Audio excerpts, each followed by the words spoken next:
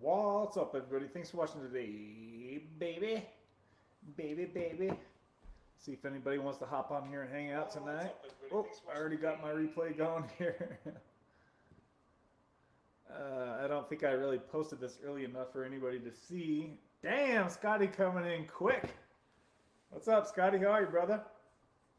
Somebody is on today. I don't have to sit here by myself for 10 minutes. Yay, Izzy, we're not alone for 10 minutes.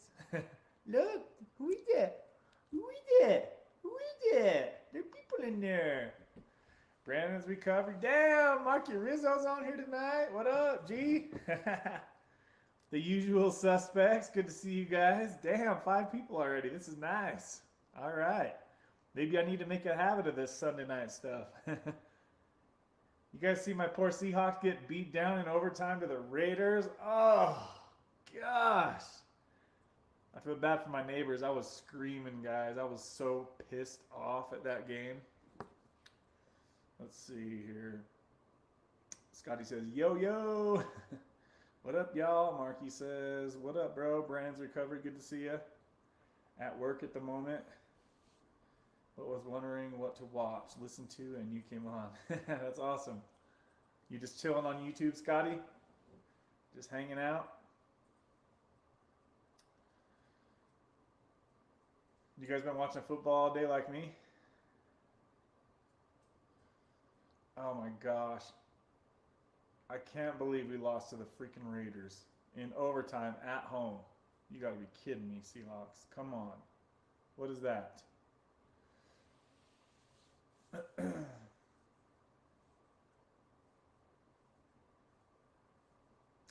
7 people. Hit that like button on the way in here, baby. For your boy. For my loser Seahawks. My loser Seahawks need a thumbs up.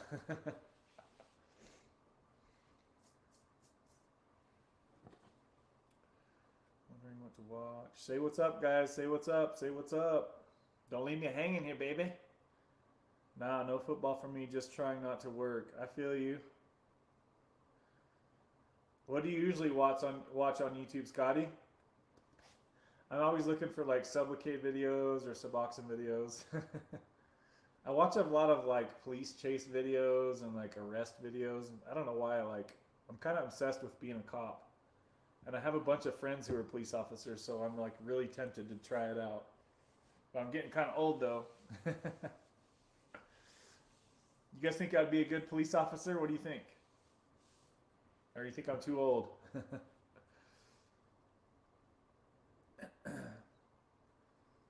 Marky says, putting up Christmas decorations all day. Oh, that's a lot of work, dude.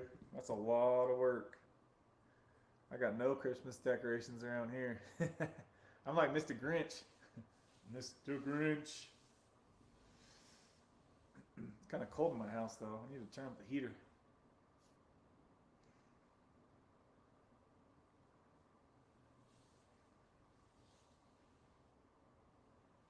Seven people in here. Say what's up. Say what's up.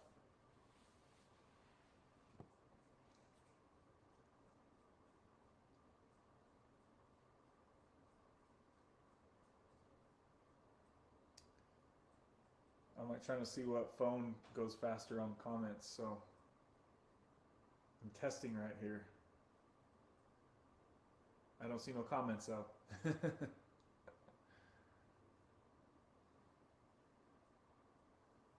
I just decided to hop on and see if anybody wanted to chill and chat because I'm just chilling watching this nighttime football game. I didn't think those Packers were going to put up a fight like they are, but damn. Scotty says, I watch a lot of religious stuff. That's kind of my thing. 24 years study comparative religion and mythology. You'd be a good cop. I wouldn't right now, though. Nobody likes cops right now. I know. What's up? That's so scary. Like, I feel bad for them because, like, it seems like the world is, like, against police officers right now.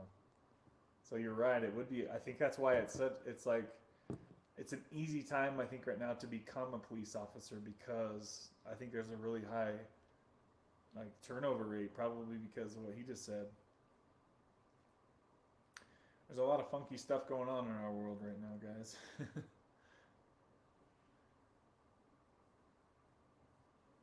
What do you think, Isabel? Should we be police officers? You could be my sidekick, my police doggy. Did you guys have a good Thanksgiving?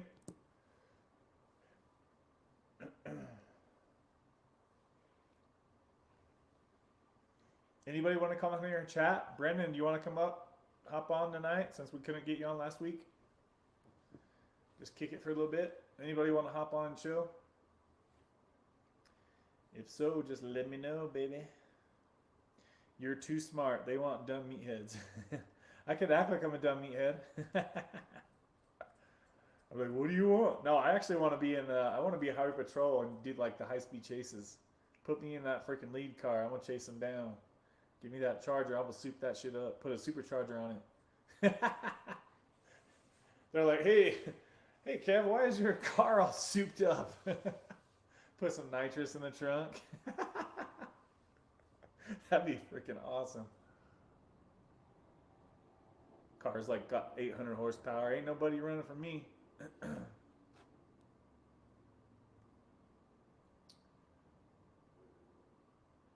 Damn, I can't believe the Packers are freaking tied with the Eagles. This is blowing my mind right now.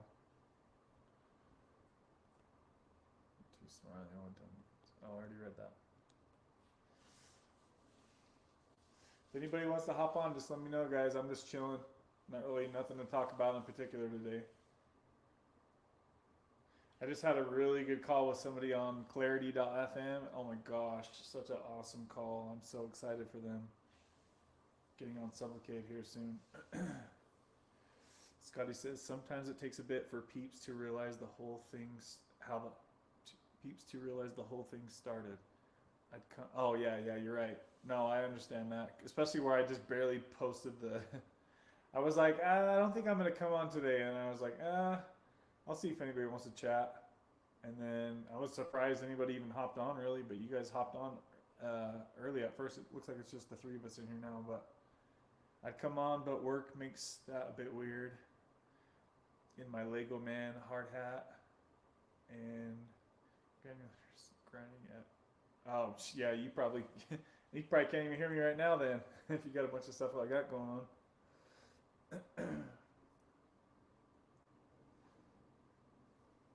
I'll chill for a little bit, see if anybody wants to hop on or whatever. I don't have to be on here all night.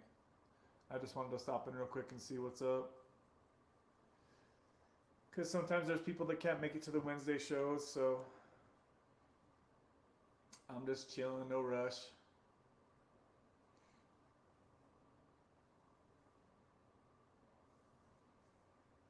If somebody's just popping in here, say what's up as you guys are coming in.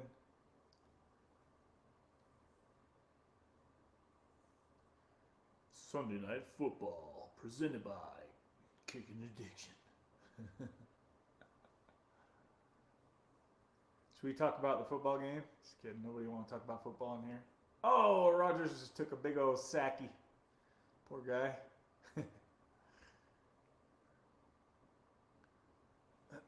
Saccaroni.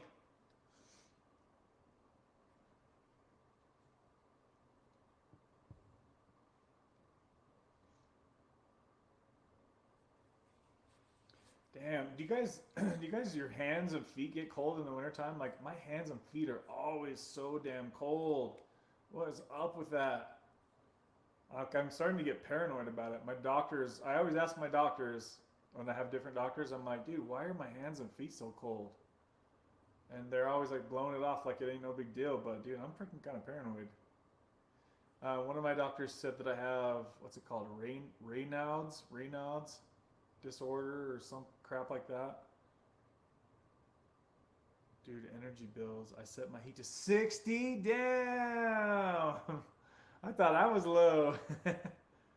It's from the bube? What?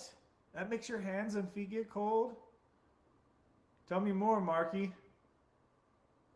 What about sweat? Do you guys like always get like sweat on your foreheads? Like when I wake up in the morning, you guys, from sleeping, there's like a layer of oil on my head. Do you guys get that crap too? I know Marky's not on this stuff anymore, but wait, I'm confused. How does that work? Like, how does the butte make your? Does it like slow your blood flow down or something?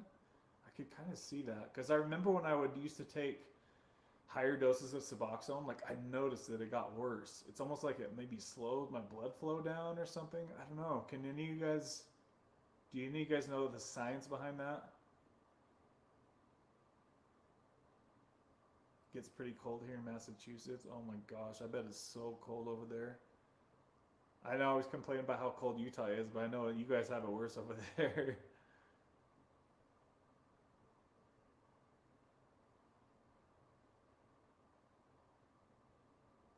What about the sweats, Marky? Did you ever get that to where like your forehead would be like always oily and like quick to get like greasy? Like I have to wash my face a lot, and I'm like, what the hell, man? I hate it. I hope it's just related to the butte. I hope that goes away once I come off.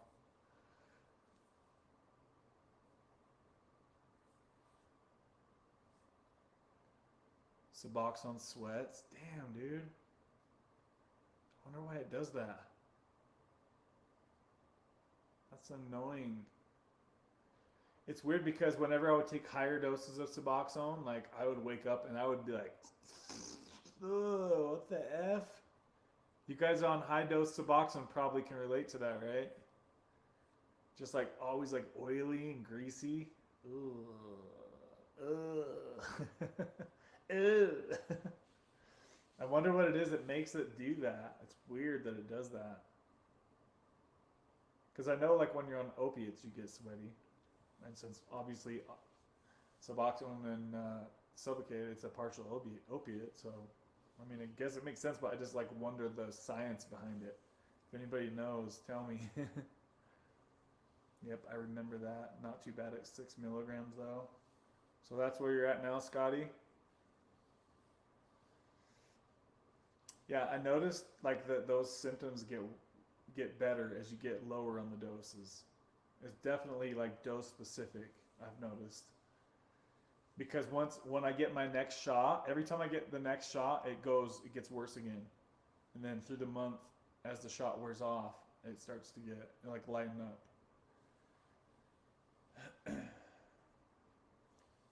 7 people, say what up, say what up. I only see 2 people in here talking, but I got 7 people creeping.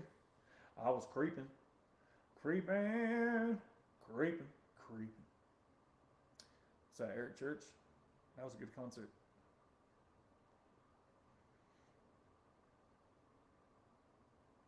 I think my Seahawks are going to be toast, man. Those 49ers, they're looking too damn good. If we can't win the Raiders, we're toast. I was creeping. You guys drinking enough water out there? Half a gallon to a gallon a day, baby.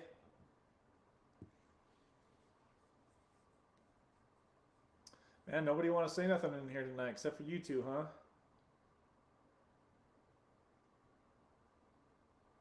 Got some shy people in the chat tonight. I wish I could see. Is there a way for me to see who's in here? Let me see if I can look. I'm gonna creep on you. I don't think I can. I can't see who you are in here.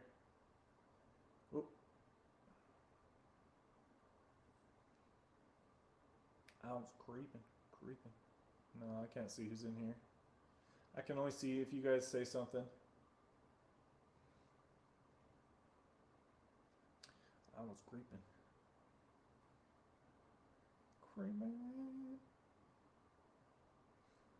I hope you just ramble so I can listen and pass the fuck out. Are you trying to crash out, brother? You want me to sing you a lullaby?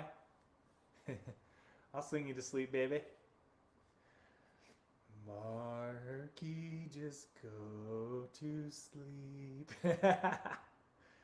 Psych, wake up. I got switched off the stream somehow. What? What do you mean? It just booted you off? There's 10 people in here. Somebody better say something. 11 people. You better say something in here, guys. Come on. We've got 11 people, but only 2 people are saying something. Just an ad? Wait, you're seeing an ad on the live stream? What?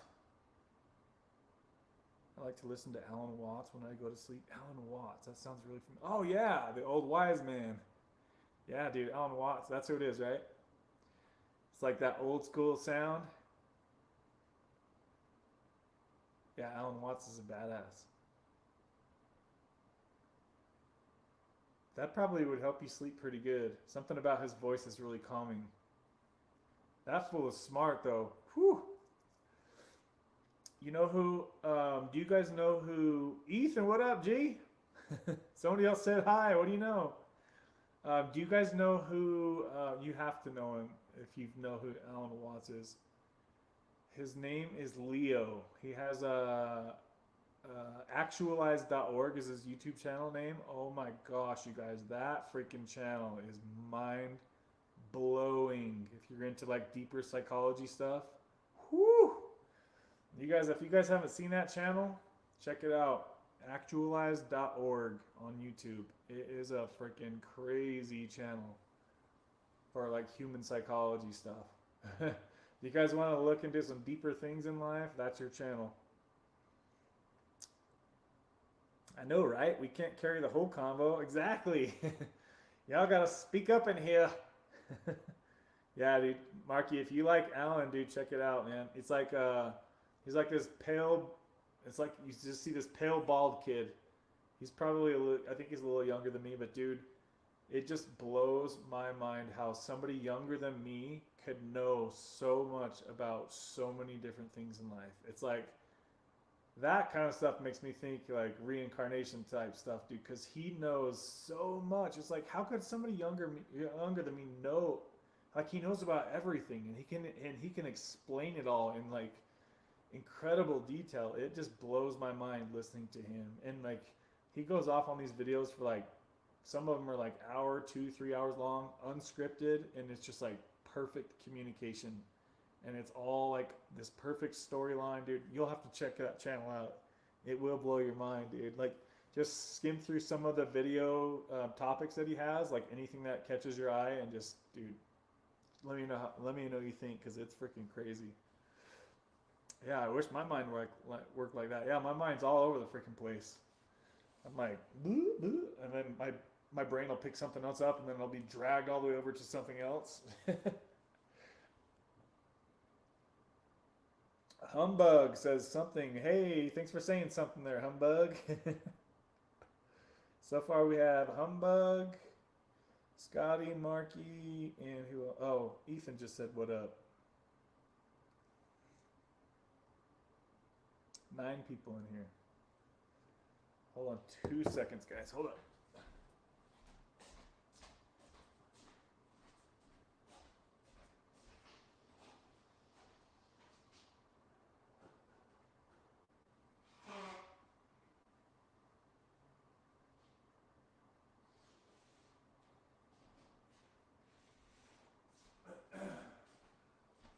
Where'd my Edu bell? Where's my doggy? I'm back.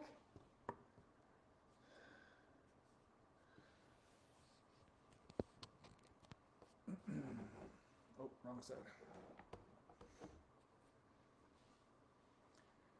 All right, let's see here. Nobody else saying nothing yet. All right, we're gonna drag this out even longer then, baby.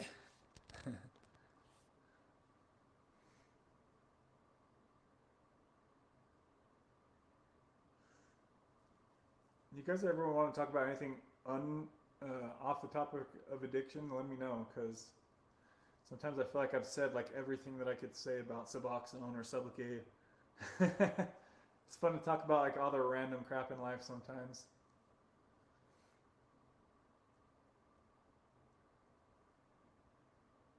Damn, you guys, this game is good. Second quarter is about over.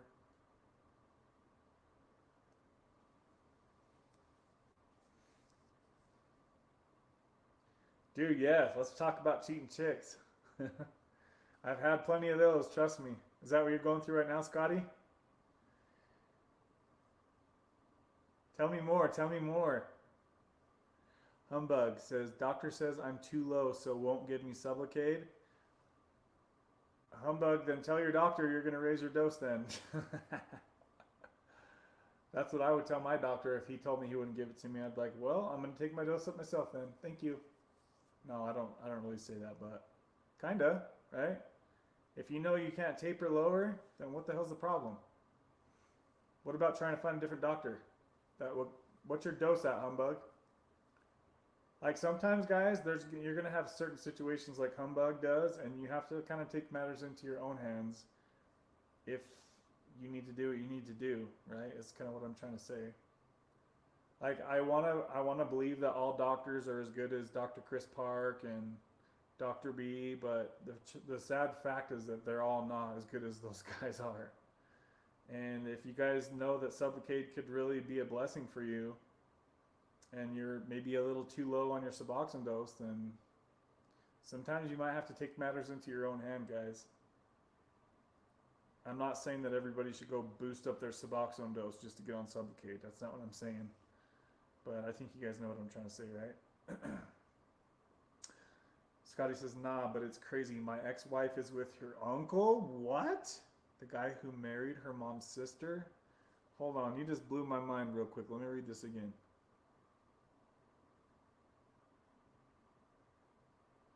The guy who married her mom's sister. How long ago did that happen, Scotty? Dude, people are so quick to like run off. You should see, you guys should see steroids over 9,000. Nice one, Paul. You got me good. You guys should see. I'll take that as a compliment, though, if I look that good.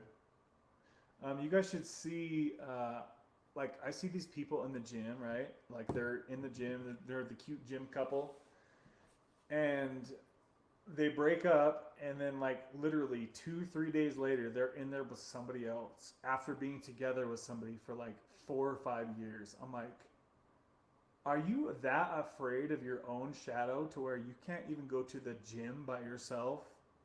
I mean, that's incredible. Like, imagine how, imagine the psychology level of that kind of person that cannot be alone for more than 2 seconds. Like, that's bad, you guys. That's like an infant child. I see that stuff happen all the time, too. It's like, on not just girls too, it's guys and girls. Like everyone's so afraid to be alone for 2 seconds.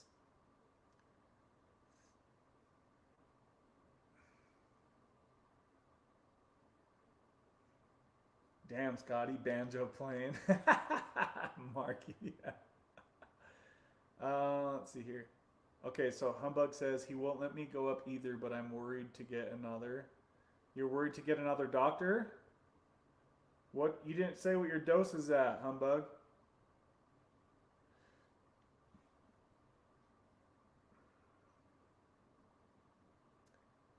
You ever have to deal with any cheating chicks there, Marky Rizzo? Humbug, are you a guy or a girl? I can't see your picture here. I would assume a girl. Sorry if I got that wrong. 1 milligram? Oh shit. Okay. Yeah, you're kind of right. You're right where I was. How long have you been on Suboxone? 0.8? Jeez. Why can't you just keep tapering from there? Yeah, if I was as low as you are, I mean, I guess I can't really say that because I went from 1 milligram and I knew I was going to start slipping, so I went up to 4 with my doctor. But I was right where you were at, pretty much. But I just knew that I was struggling getting lower than that, and I just got sick and tired of trying because I've tried so many times, you guys. How long have you been on 1 milligram, Humbug? Scotty says, Mom. Hey, Paul says, what did he say? Something about a shower scene. Hold on, let me back up. Okay, I went too far.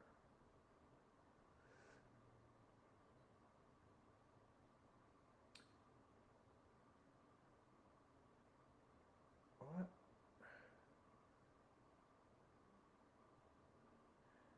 Marky, are you deleting his comments?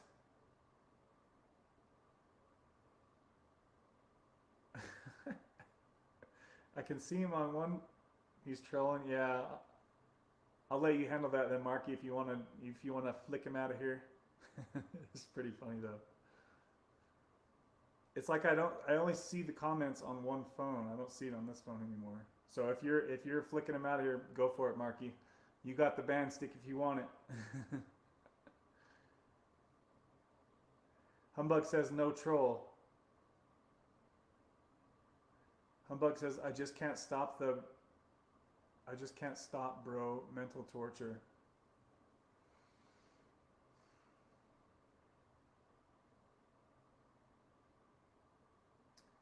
I'm like, who are you to his kids? Cousin / man? Oh, yeah, that's pretty bad. Oh, mom. Okay, now I get what you're saying, Scotty. Yeah, that's pretty rough, dude. That's pretty freaking rough. She thinks it's okay because they aren't blood. I'm like, he just babysat you. You kids are all blood related. Oh. Yeah, that's a little too close for comfort for my... That is insane. He won't let me go up either, but okay. Sorry, guys. I'm like, the comments seem like they're kind of bouncing around here for some reason.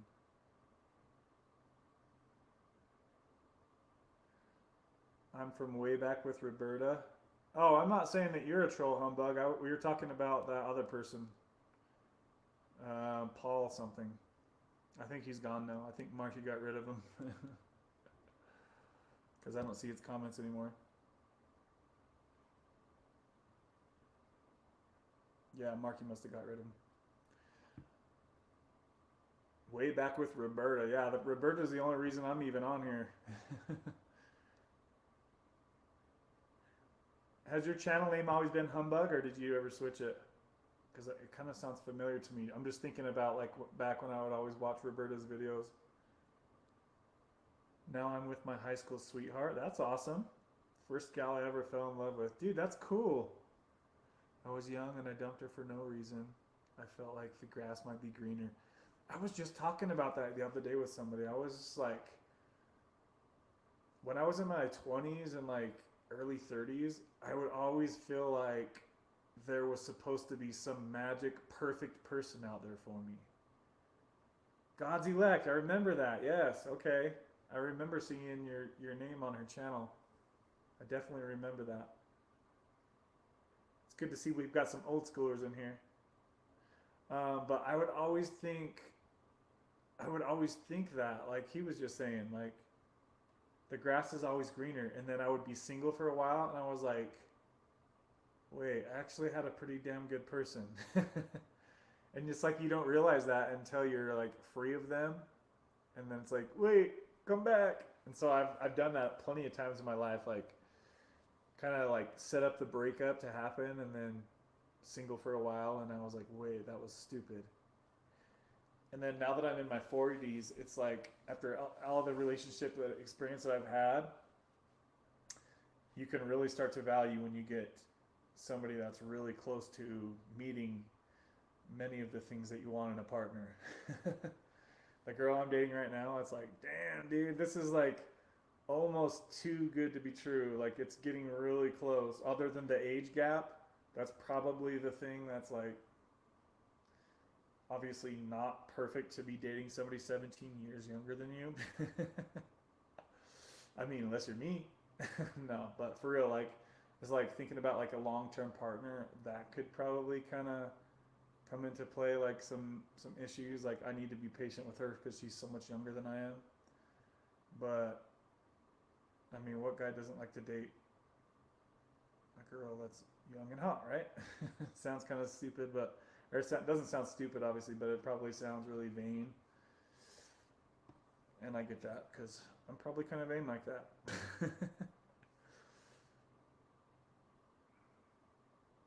That's cool though, Scotty. How long have you guys been back together now? Yep, I got hooked up with her for all the right reasons and many others for all the wrong ones. Yes. Hey, Kingdom Within, good to see you, man. Thanks for coming on the live stream with me on Wednesday. That was fun. I enjoyed that. Who else is in here? Oh, Florida Man Dan says, what's good? Fentanyl free Florida Man Dan in the building. That's awesome. Fentanyl free is a good way to be, my friend.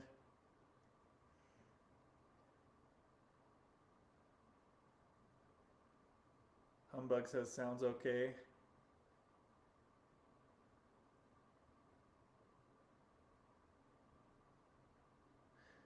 So what's your plan then, Humbug? Just chill on 1 milligram for a while, or what? What's wrong with being on 1 milligram of Suboxone? That's a good dose. You just ready to move on, or what? Likewise, Kingdom says. Yeah, that was fun, dude. Scotty says, 1.5 years this time around. I moved her in with me from New York. Ooh, New York. I love New York. How old are you, Scotty? Got to follow the Crazy Hot Matrix? Yes. Dude, that video is so good. If you guys haven't seen the Crazy Hot Matrix yet, Mark, you just brought it up. It is so freaking true, like on point as far as like what I've experienced anyway. That guy, the way he says that, you're messing with a dude. That guy's, the way that he's so serious about it, that shit was funny.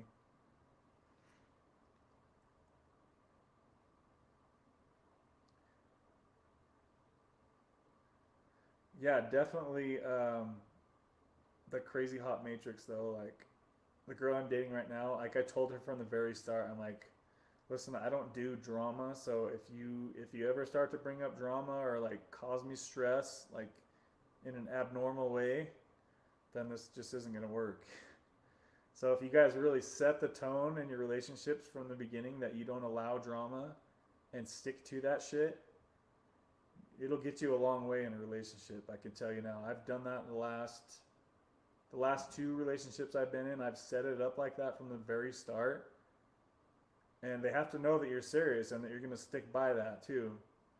But if you can set that standard from the very start, guys, they'll respect you a lot more. Ladies and gentlemen. It goes both ways too. Like life's too damn stressful as it is, man. To have to go through like drama with your partner that's supposed to be like down for you. Ugh. It's just too much. Like life's already too hard as it is. Like we're all struggling out here. Like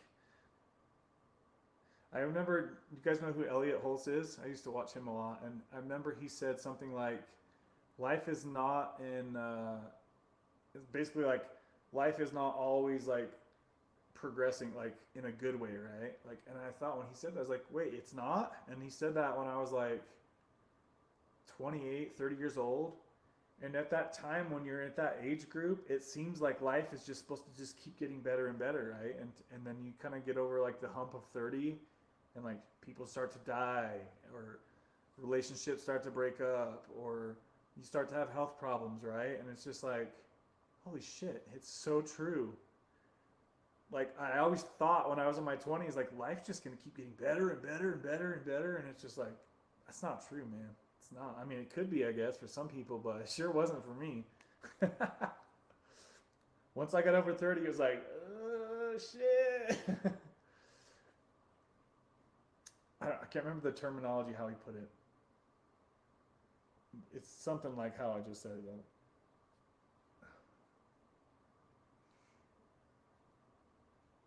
Above an 8 hot, in between a 4 to 7 crazy most of the time. Dude, that freaking video was hilarious.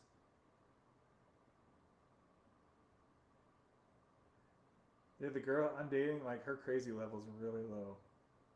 Like if you had to put her on somewhere on the scale, it would be pretty damn low. And she's definitely attractive. I would like to stop, but we'll stay. And when I have the balls, change the doctors to get the sub shot. Dude, if you could just find one doctor to give you, I mean, you seen when I had Dr. Ken Starr on. He'd mentioned people, you know, if you're on 1 milligram, you could get like a 50 or a 75 milligram shot and just roll out from there and just take one shot and be done. But you have to have the right doctor that's going to be willing to, adjust for your dose like that. And it sounds like you're having a hard time finding that.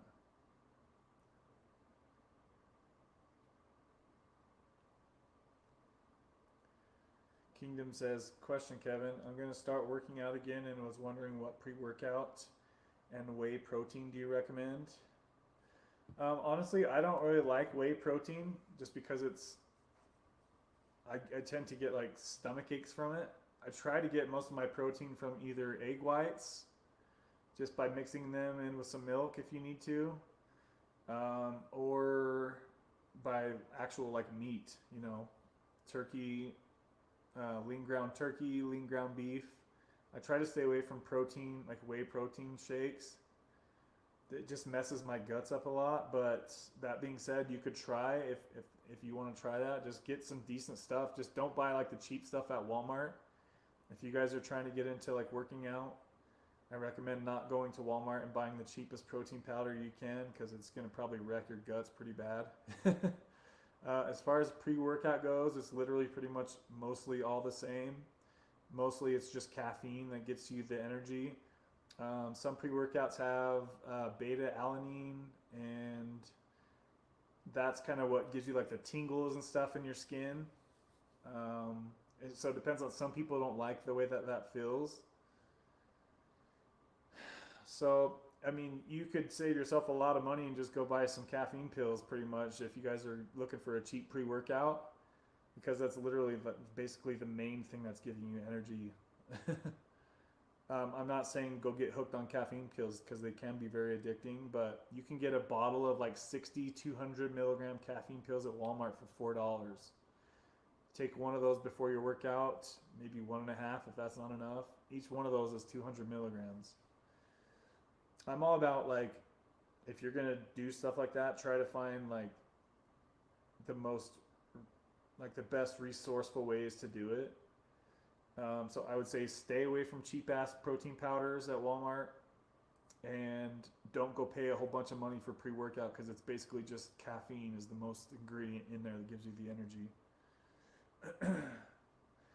But a lot of people, I mean, if you want to go get like I don't remember, I've always just done, I mean, you can kind of get some cheap pre-workouts, and that's not going to like mess you up anyway. I know Walmart has like some cheap pre-workouts you can get, but like I said, it's mainly just caffeine, guys.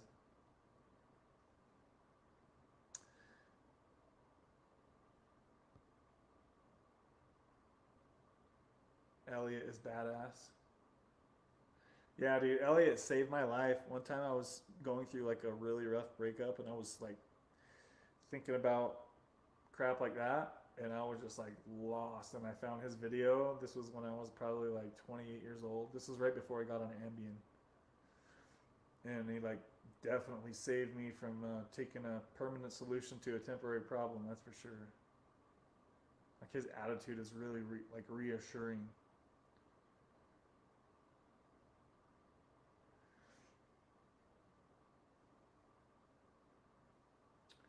I want off, but I'm not beating myself up over it. That's good. Yeah. A lot of people, like, some people are really self-guilting themselves with Suboxone, but some people don't. It's not a big deal, you know.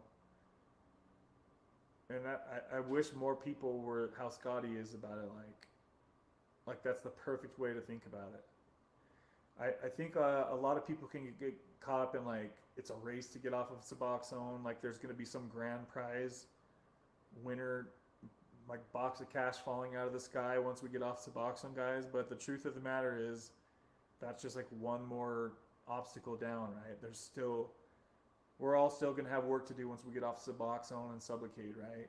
It's not going to just be some magical, gloriful lifestyle just because we get off the Suboxone. There's still going to be life that we still have to go through, right? There's going to be other addictions that are going to come up. There's going to be other life situations and health problems that kick in over time. I mean, it could be any number of things. A cheating girlfriend, like we were just talking about. So I just don't want anybody to just be only set on thinking that life can be good once you're off Suboxone, because there's plenty of people that are able to stay on, a low dose of Suboxone and still be happy, right? It's up to your soul, guys. If your soul is telling you you need to get off, then you should probably listen to that and start working towards getting off. But definitely try not to self-guilt yourself over this stuff, because it's not easy to get off Suboxone. We all know that by now. And if it's keeping you safe from relapsing, you guys know that's the number one goal of this channel, is to make sure that nobody relapses and dies from an overdose. The call I just had on the clarity.fm, the person was telling me just how many fake pressed pills there are out there right now, you guys. Like, it's insane how many fake Oxy 30s are out there right now that are just pure freaking fentanyl, guys. So please, please, please, please do not be messing with those fake drugs.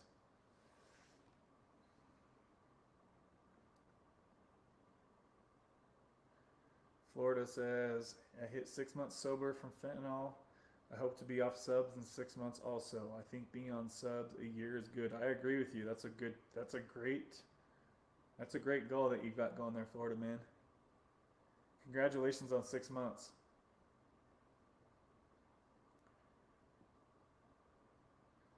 Kingdom Within says great advice.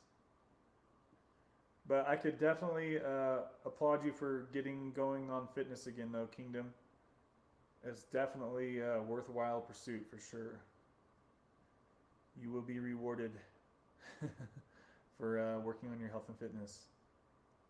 A year is a good plan. I got on in 2017 with no plans, still there. Scotty, you got the same date as me, 2017, buddy. They'll never recommend you jump off. Robert says, sorry, dude, my Eagles are in a battle now, trying to multitask. Yeah, it's a good game, dude. I can't believe the Packers are putting up a fight here. Sonny S says, what up, Kev? Good to see you, Sonny. How are you, man? How was your vacation, brother? Kingdom says, cheating women is a thing these days. It's pretty sad, dude. It's been a thing for many days in my experience. I've had plenty of cheating girlfriends in my days, guys. I blame a lot of it now on the social media and the Instagrams and the Facebooks. Like, I won't even date a girl if she's even on social media, you guys. Like, it's almost guaranteed that they're gonna lose interest and start wondering. They're gonna start seeing these other people, you know, guys and girls alike. Like, if your significant other is always on social media, if they're posting thirst traps, especially if they're like showing skin and stuff like that, guys, then you got some red flags going on in your relationship. Major red flags. I won't even mess with the girl if she's be posting on social media like that. Hell no, I learned my lesson, guys. You guys gotta be careful. If your chick or your dude is posting thirst traps every day on social media, then better safeguard that shit, because you on for some rocky roads.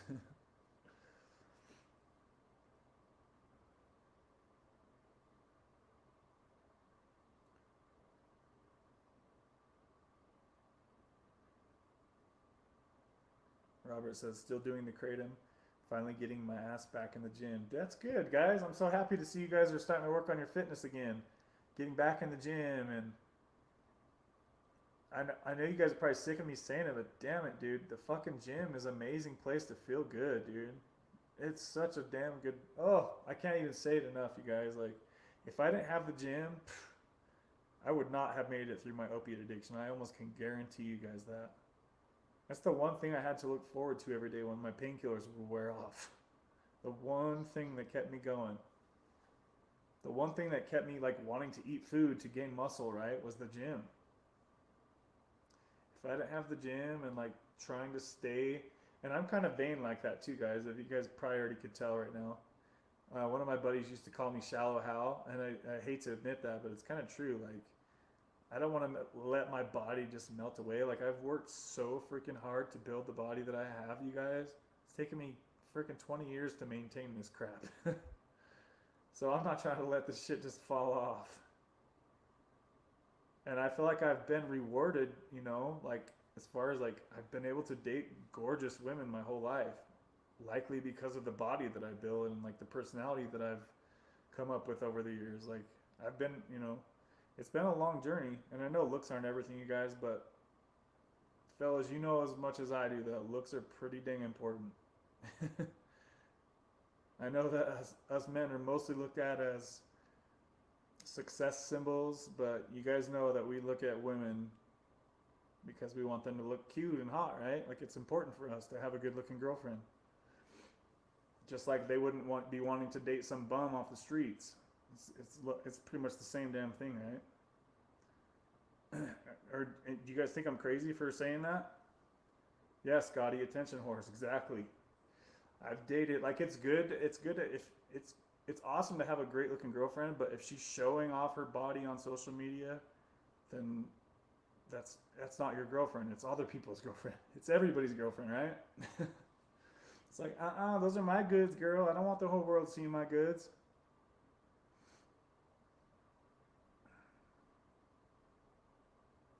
I remember one of my relationships, and I won't say who it was, but she was pretty big into social media, and she'd posted a picture in this like sexy skimpy robe that she would wear, and I was like, what the hell? I don't want everyone else seeing. That's what I want to see. Like I don't want the whole world seeing your goods like that. I was like, I don't even want to see that robe anymore. You showed the whole world that. Like it kind of felt like a betrayal in a way.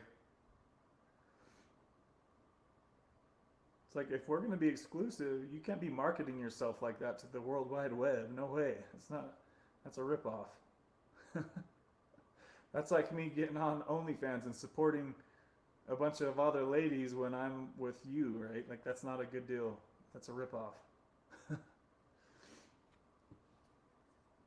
I have a good-looking friend who is still with the same girl who's cheated on him 3 times already, and he's still with her. Oh man, it's because he's like I was. He's afraid to be alone. He's afraid of his own shadow. I was kind of talking about that a little bit earlier in the stream today. Like, if you're gonna get back with somebody after they cheat on you 3 times, then you kind of deserve the pain that you're gonna endure, and trust me, you're gonna endure some more pain. Because if they cheat on you once, they're gonna cheat on you twice, and they cheated on you 3 times. Someone cheats on you guys, take that L and move on, because that relationship is tainted. It's done. I never ran into fake 30s. I used to buy straight fentanyl. Woo! I am glad you're still here then, my friend. This guy says important enough. Need to be good looking enough for you to attract you. Exactly.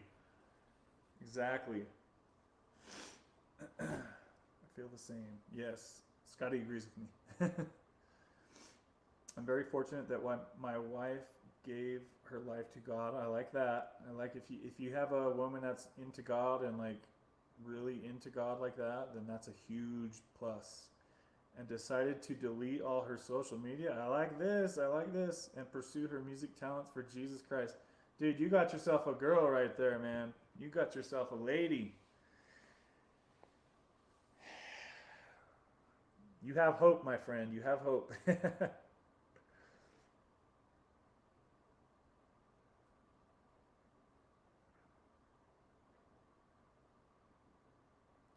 It's just fun talking about different stuff tonight, guys. Hold on, let me turn off this light real quick. I'm going to lay down.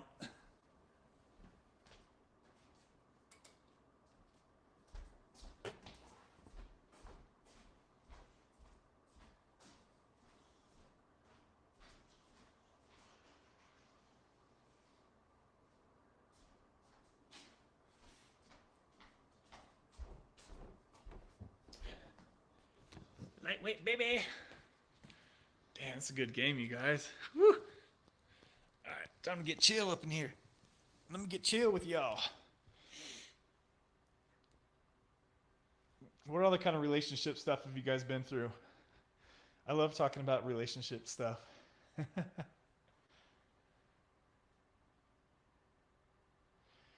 Did you guys see the poll I took a while ago about like asking people if they were with this first person that they were married to? I was so amazed at that.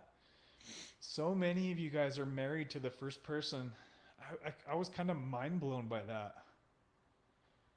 Because like in my little like circle of people I know, like most people have gone through a marriage or 2 at least.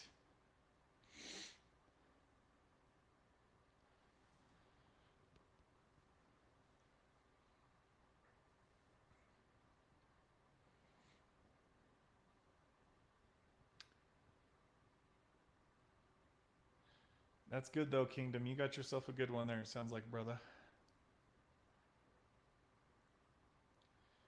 I know Sonny's got himself a good lady, right, Sonny? You still in here? Oh, Sonny says vacay was awesome.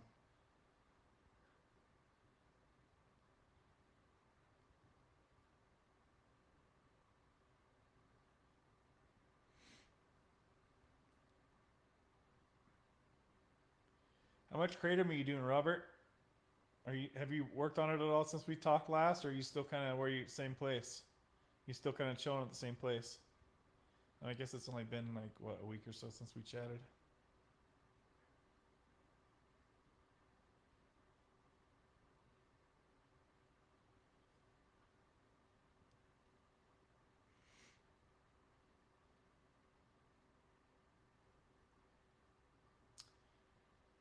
Oh, I just had a bunch of comments come in. Okay. Florida Man says, I'm single and I don't care to be in a relationship right now. That's a good place to be. Don't be so needy to where you have to jump right in with some stranger. I see that way too much. I see that happen so much, you guys. Work on yourself and the right person will find you when it's time.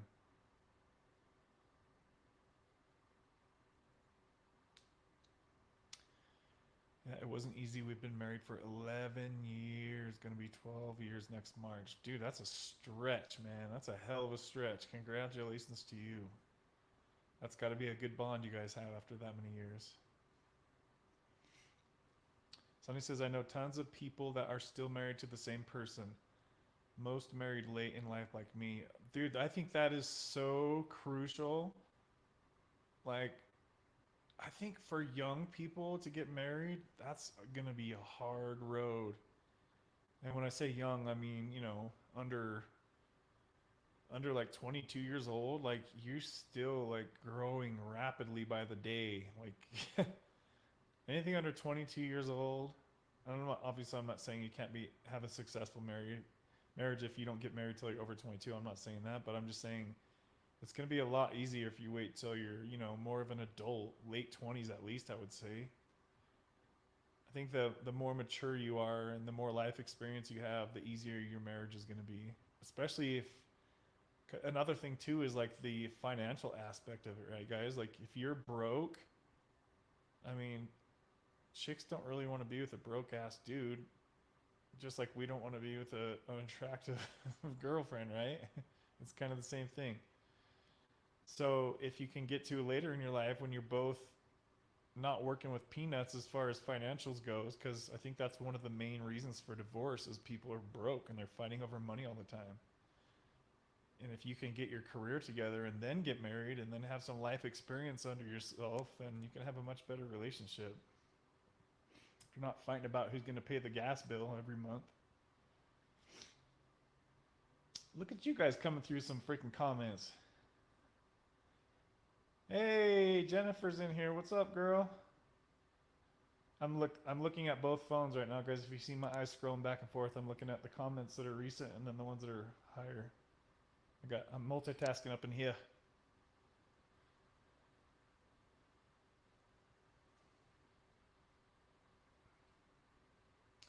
I brought my wife to God as well. Or rather, God did through me. Dude, that's awesome.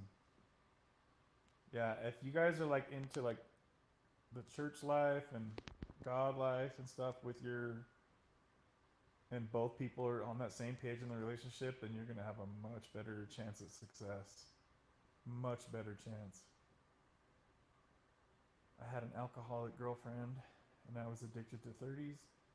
The negative fights we would have were next level. I remember you commenting on that relationship video I posted. I get anxiety thinking about that relationship. Dude, I've had a few of those. Whew. Like you can literally bring your blood pressure going up when you think about the stuff you put each other through, right? Scotty says fiance.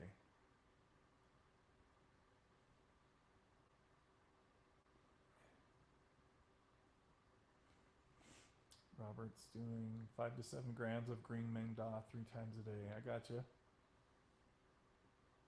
You're not getting any RLS or like waking up prematurely, Robert?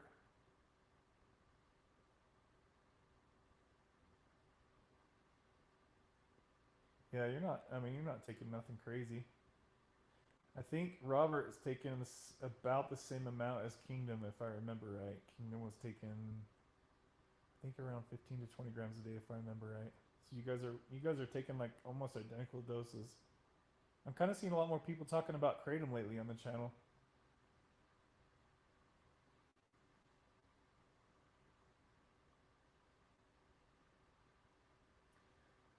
Somebody says, "Yeah, I have a great wife, and I'm thankful. It's not easy though, man. It's hard work. Yeah, relationships are hard work, and it's like you have to keep going if you want to maintain that passion, right? And you have to get creative with your partner. Like if your love life is boring and crappy, that could create some stress in a relationship. And it's hard. Like if you don't ever feel like those butterflies, like with your person, like that could start to.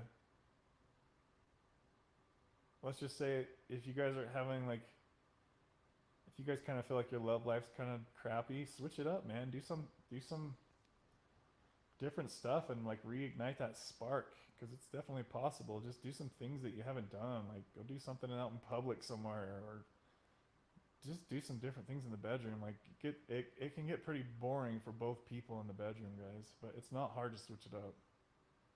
Get creative. Let's just say that. Sex is a pretty damn important part of a relationship, and for both people to want to have that connection and maintain that connection rather than just let it fall off.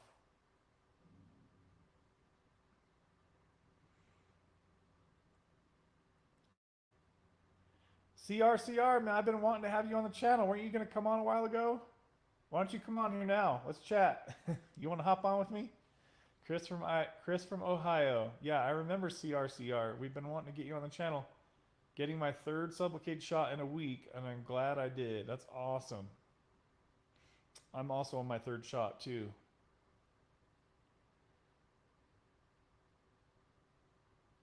Hey Marky, can you get that, or Jen, can you guys get that bot that just posted that crap on the bottom?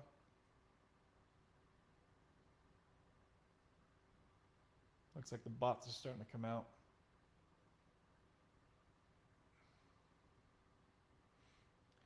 Exactly, Sonny. People tend to think it's all peaches and cream. It's work, hence making love.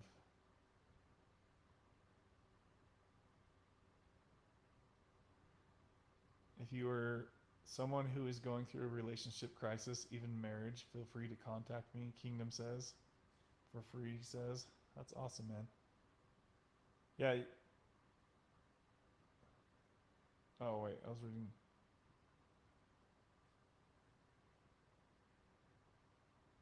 In your city. In your city, Scotty says. Sorry, guys. I'm kind of jumping back and forth on the comments here. I'm trying to stay caught up.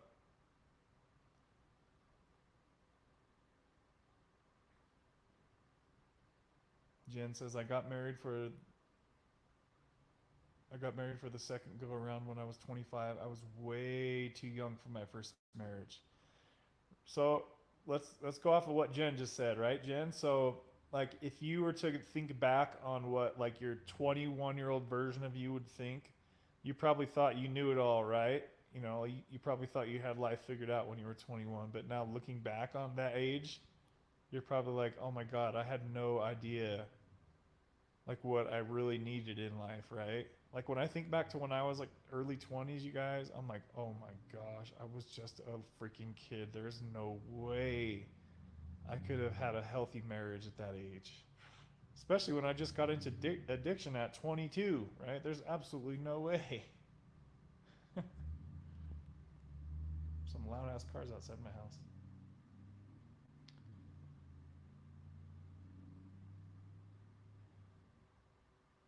Scotty says I was 24 and my marriage lasted 15 years, but ended really weird. Yeah, it did. 15 years, man. Usually by if people make it that long, they're usually good to go.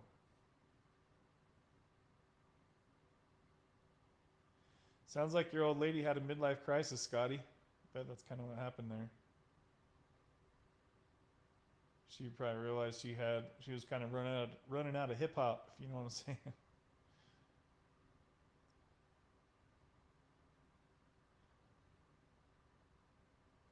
I appreciate the open conversation, brother Kev. Hell yeah, man, this is awesome. I like talking about different stuff, you guys. Sometimes I feel like I repeat myself too many times when talking about addiction stuff. I mean, because there's really only so many different ways you can talk about it, right? So I'm always down to talk about some random stuff with you guys like this. I enjoy it. It's different. I'm 38 now and happily married to my best friend. Marrying him when I was 25 and he was 36 was the best decision I've ever made. I love that age gap right there. That's perfect. That's a great age gap because, I mean, we all pretty much know that women mature, for the most part, mature faster than guys do, right? The men. We could mostly say that, generally speaking. Obviously, there's the outliers. A 36-year-old man is going to be ready for a marriage, right? A 25-year-old man might not be so ready for a marriage.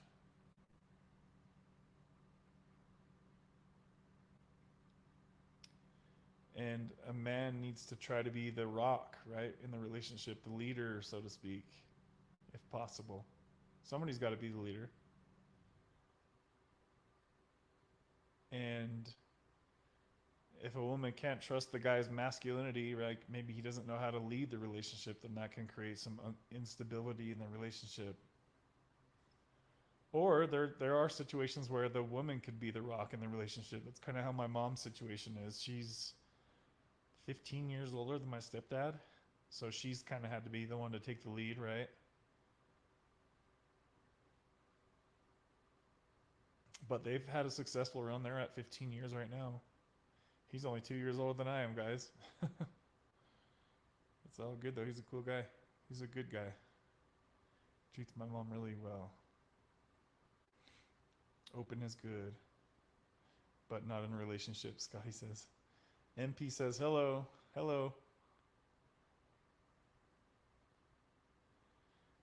I got married late because I didn't want to settle down. I was playing in metal bands and partying too much my whole life.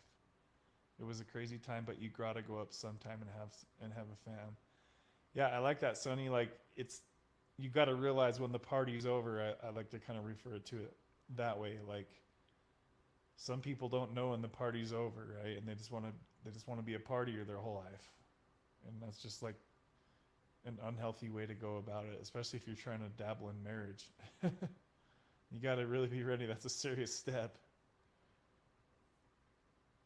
That being said, though, I do have some friends that are like full-blown partiers, and they're just always going out on vacations everywhere. I'm wondering if they're like swingers down low or something, but they have a really pretty good relationship from what I can tell, and they're just always partying everywhere, all over the place. It's like, I wouldn't want to do that crap. I want to chill. Especially getting up in your 40s and like partying every night like that. What? But they seem to have a decent relationship somehow. I don't know. I would just get tired of that crap, though. Guess different strokes for different folks, right? I'm definitely getting symptoms, but I'm so used to this rodeo that they don't catch me off guard. I know how my body reacts to coming off subs. It's nice to have a libido boost. Yeah, you can never be mad at having a libido boost.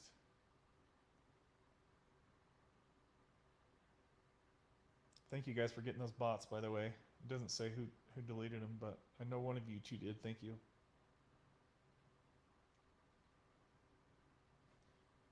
Hold on, let me check on the score real quick, guys. Roger's got a pouty face, so something must not be going well here. It's like super slow-mo. Oh, I missed it.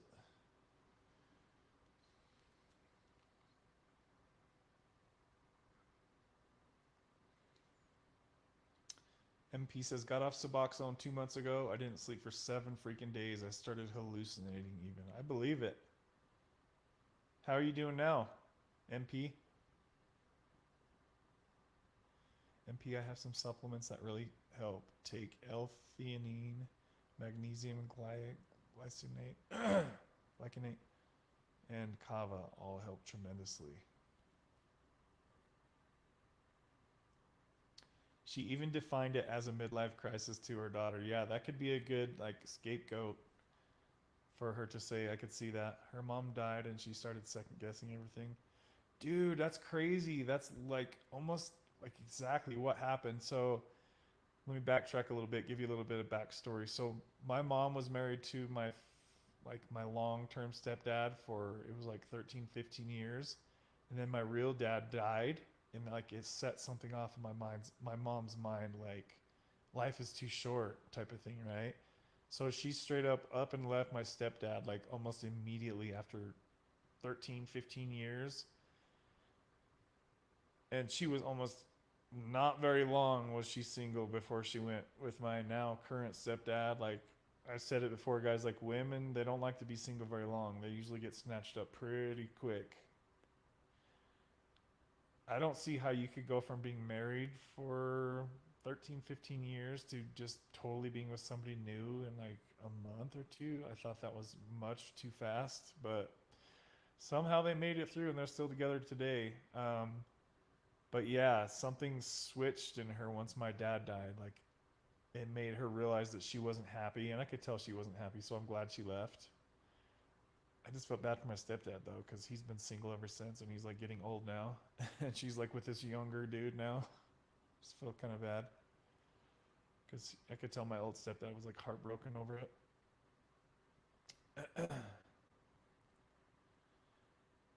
Yeah, Sonny, there you go. Sonny says my wife's 10 years younger than me. Yes, that's awesome. See, that age group, that age gap stuff works, you guys. I'm telling you. So that's two people now that said that. Jennifer's husband's 11 years older. Sonny's, and I'm not saying obviously you have to. That's the only way to have a successful marriage. Obviously, that's you could be whatever age, but it just seems to really work well if there's an age gap. I think.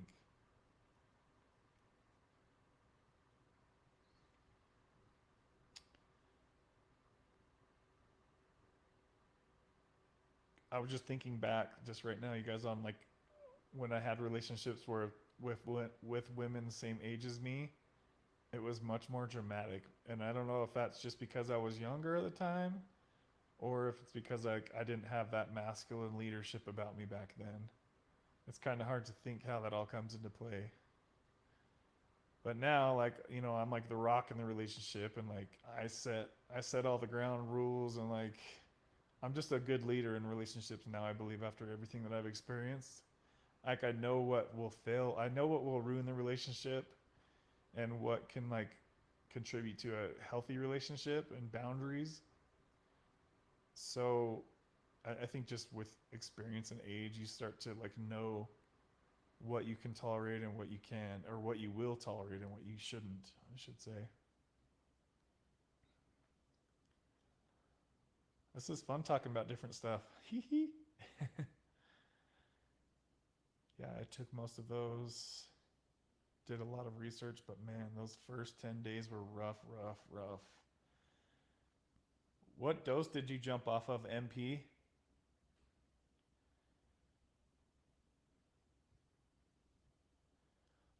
With my first marriage, we were living hand to mouth. See, that's too hard to do that. That's going to break up most marriages. No clue what grown up life really was. It's funny though. My first husband wrote me on Thanksgiving. Oh, he's trying to reach out. He's trying to see if the line's still open. He'd give you the old hey stranger text, huh? Did you respond, Jennifer? Are you guys on talking terms or no? I get that from time to time. Some exes will reach out here and there.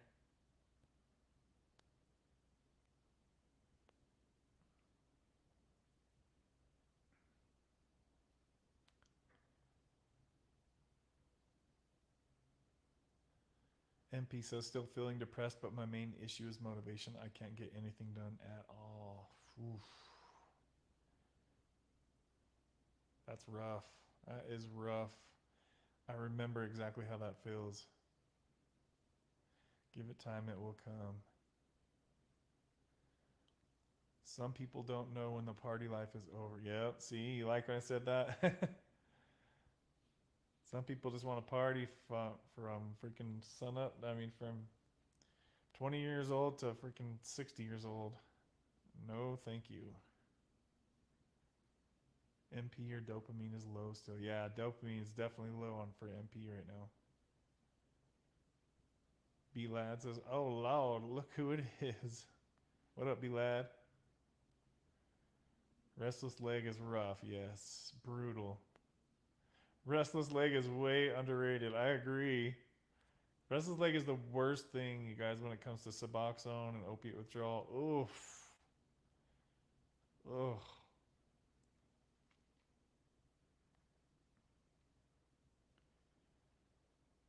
I finally let go of the party life in 2019. Kind of.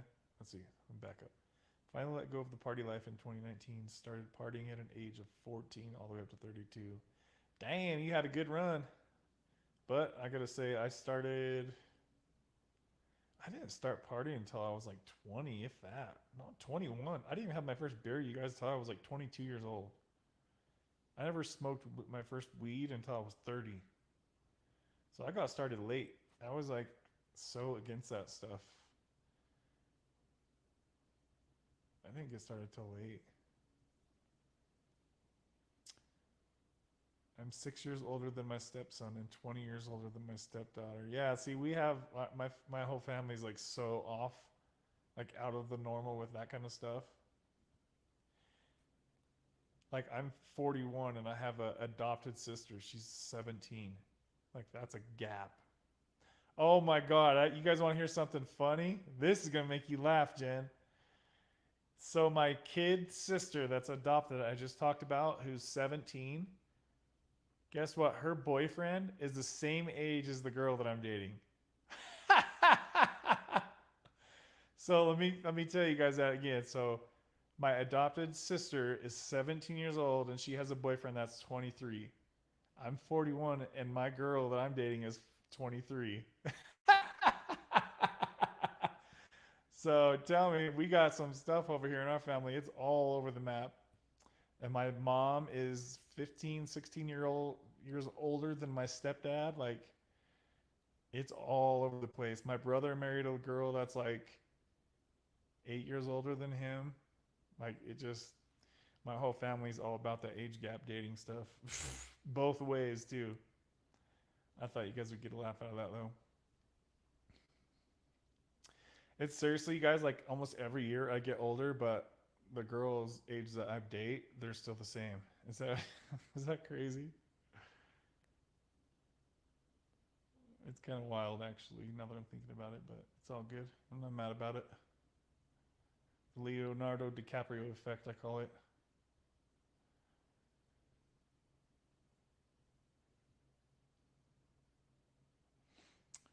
Robert says 34 to 20. So I got 23 to 34 now. Well, Green Bay's at least kind of hanging in there. Better than I thought they would have. Freaking Eagles are beasts, man. They're freaking killing it.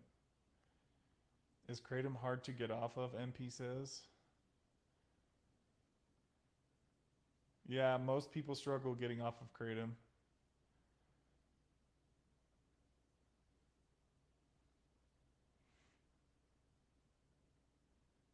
A lot of it depends on your dose and how long you've been on it.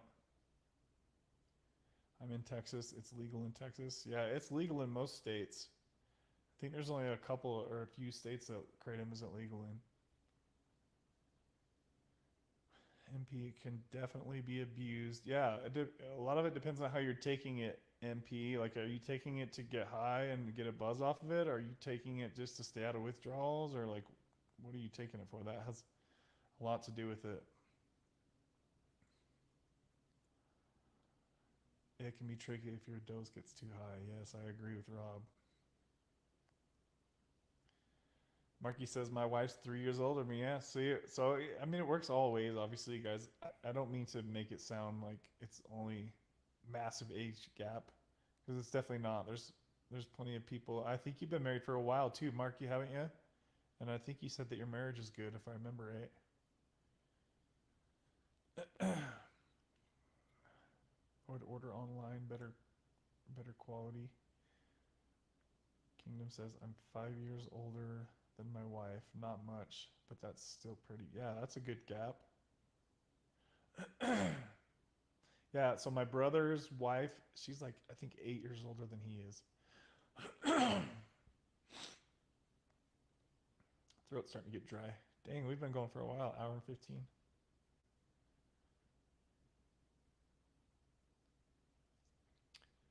What brand is good? Where to purchase? I'll let those guys off talk about that. I haven't like bought Kratom for a while, so I'll let the guys below talk about that for you. Funny thing though, I would get older, but the girls I dated all stayed under 24. Yeah, Sonny, that's me exactly. Laugh out loud. I wasn't looking for that. It just so happened that way. That's exactly how it's been for me. Ever since I went like ever since I turned 30 years old, like I started dating younger. Like when I was 30, I dated a girl that was 21 and I was like, "Ugh, she's a bit too immature." So that was like the first time it was pretty hard. And then I would get to like 32, 33 years old, and then they would be like 22, 23. And then as soon as I got to like 23, 24, like the girl will keep staying that age, but I'll just keep getting older. I'm gonna be like Hugh Hefner one of these days. Watch. Oh, Kev's still single. On here he is on YouTube. I'm all right being single though, guys. I don't know. I don't know if I could handle marriage honestly. Like having to be around somebody. I'm such a hermit. Like just even going just to my family's house for a few hours on Thanksgiving was kind of hard for me. Like it was great to see him and stuff, but I was like, I gotta go home. I'm just so used to being alone that it's just like, whew, I don't know. It's gonna take a pretty big adjustment for me to be living with a girlfriend again. Because once you get so set in your ways, it's like it's hard to change. Like I'm so used to sleeping alone. It's like I can't even sleep with somebody else in my bed right now. I'm like, sorry, but you can't stay over. I kind of feel bad about it, but I'm a light sleeper.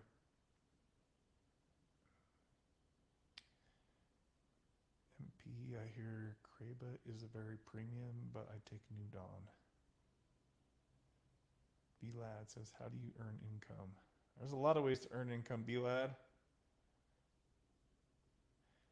MP says 8 milligrams. Let me back up.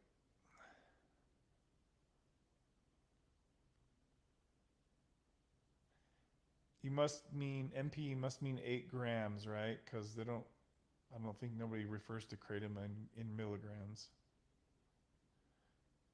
You're taking 8 grams a day? Is that what you mean? Is that what you meant to say, MP?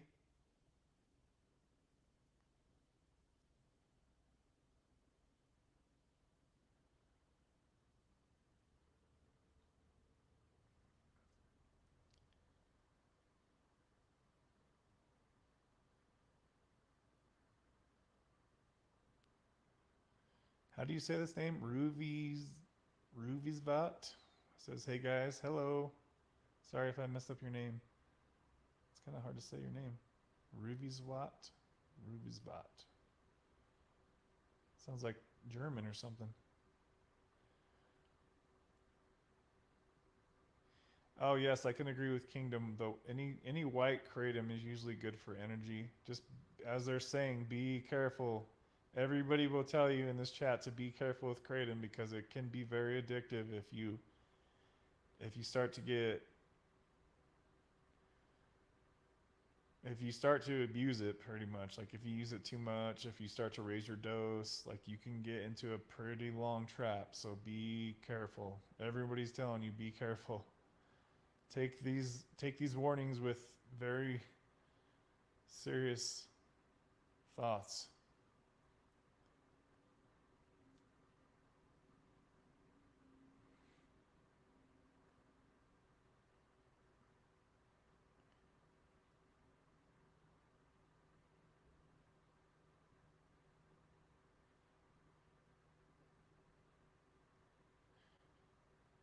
Yeah, I like what Robert says. Remember, do not take it to get high. just to get you out of the funk and then wean off. Yeah, if you take kratom to get high, that's gonna set something in your brain to be addicted to it. So if you took too much to where you got high off of it, then you need to like have alarm bells going off in your head. Out of all the times I took kratom, I made sure that I never took enough to get high.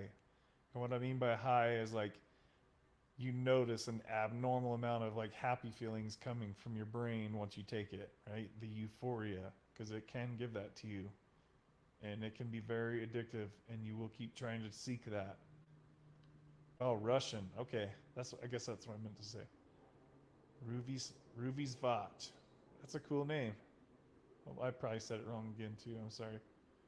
Ruvy's Vat. Ruvy's Vat.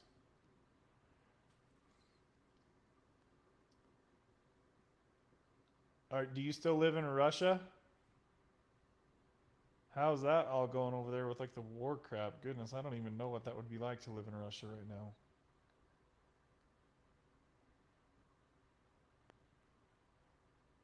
Oh, I wish that war would end.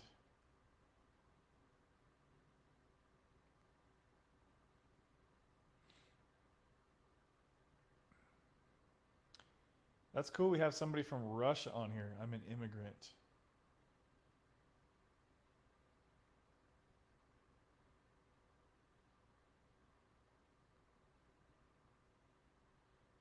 So, so wait, I'm confused then. Do you live in Russia now or no? I might have misunderstood you. Sorry, I'm like scanning back and forth. I'm scanning back. Yes, please do think about it long and hard. It's a serious decision.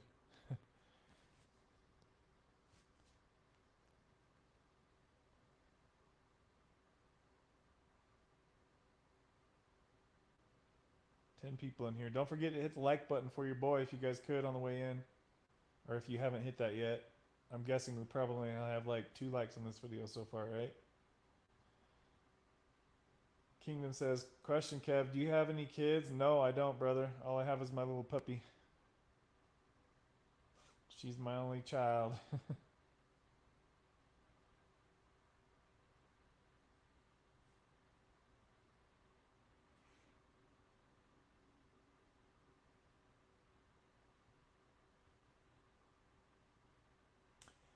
Sonny says it was my boyish good looks, Kev. Yeah. Oh, yeah. And your rock band lifestyle, too. That would definitely bring some young ladies around for sure. Some young, wild, hot ladies. I could see why you took your time settling down there, Sonny. That rock star lifestyle. MP, I remember when I was in my 20s, I was so picky when it came to girls my age. I rejected so many. Now I look at 20-year-old girls and none of them look bad. That's a good point. That's a really good point. I can relate to that too, like thinking about what you just said there. I had my wife take my money. The addiction was so real. What were you addicted to?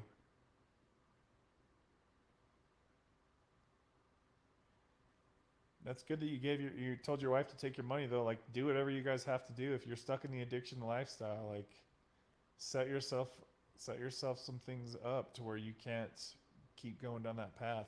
If you have a wife that's gonna stick by your side, then that's awesome. A lot of people would be left behind.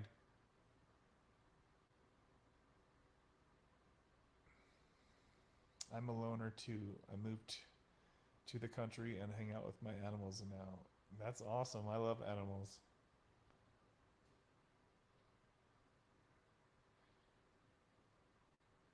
I live alone and I love it. But I'm thinking I need to change my ways. Kev, I'm the same way. I like sleeping alone. I hate when my arm falls asleep under a chick. Yeah, I just like I wake up every time like if the girl I'm dating stays over like later into the night and we start to fall asleep and she like twists or turns, like it wakes me up and then I'm like annoyed. I'm like, you gotta go home.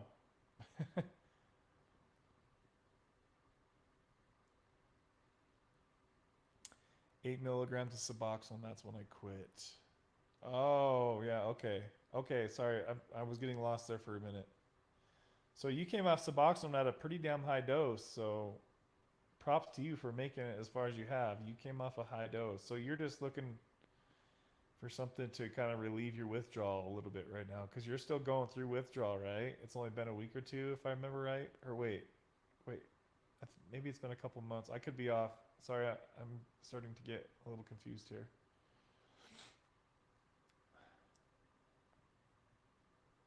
I think you said you've been off for a couple months, but your energy's just down, right? I have that right?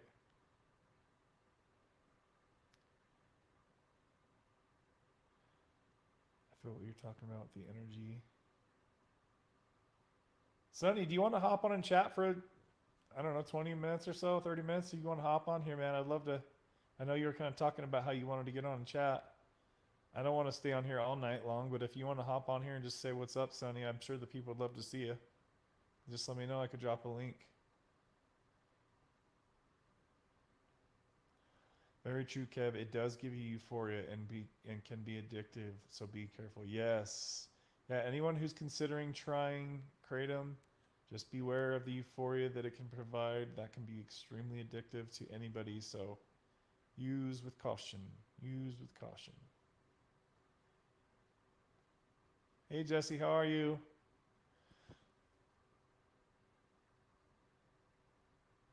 Checking out Jesse's profile pic. I always like looking at everybody's profile pictures, so if you guys have them, I'm looking at them. I like to kind of see who I'm talking to here.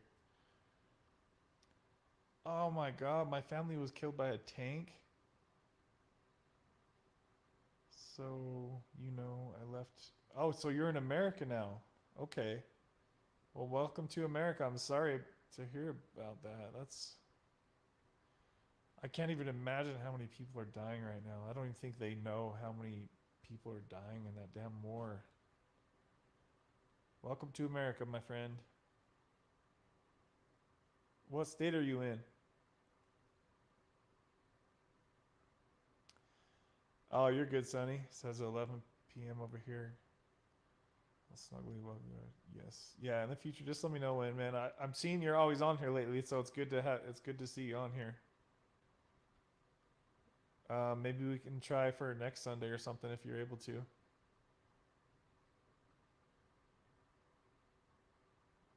Oh, so 2 months. Yeah, I was right. That's what you said. Yeah, if you've gone 2 months no subs, yeah, if you need a little kratom here and there, then if you could push without kratom though, you'd be that much further ahead in the long run, especially where you've already gone 2 months. So I would just say, think about it like you're going to keep doing your research like you are too. Just get to know as much about it as you can before you decide to jump into it. I'd say. To answer your previous question, I'm not happy about the war.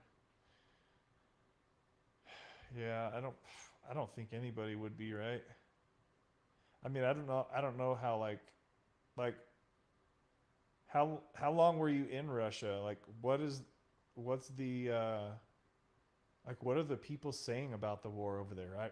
Cuz like you know how the news like they try to make it so one-sided. Like I'm always curious how the Russia people would think about the war that's going on or what they're even hearing about it.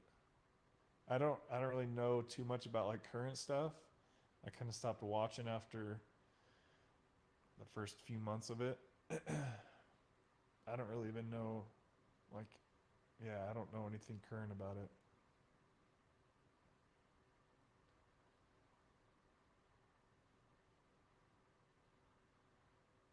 Yeah, but yeah, kids are fun but can be very challenging. So good on you, Kev, for waiting. Sometimes I feel I should have waited. Yeah, I just seen how hard my mom struggled with me. She had me when she was 16. And I just seen how hard of a struggle it was for my mom to have my brother and I working 2 or 3 jobs, being single. Like that's hard to see your mom go through that, right? So I just made sure that I wasn't going to have a kid at no 16, 20 years old. Because I mean, I was just being a goofy little kid at that age, like racing cars around the streets and shit. Like, I wouldn't be ready for no kid. Oh, so oxy and morphine is where you came from. Okay.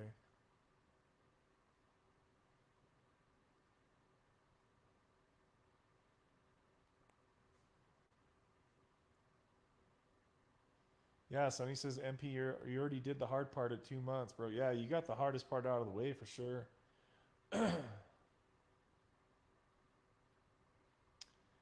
I just moved out of an I just moved out of an acreage just outside the city by myself and my animals. It's so quiet and nice. Yeah, you gotta love that peace and quiet. What state are you in, Jesse?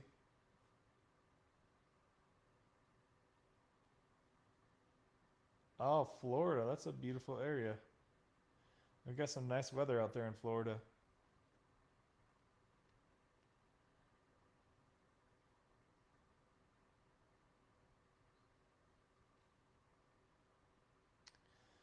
I'm so selectively social.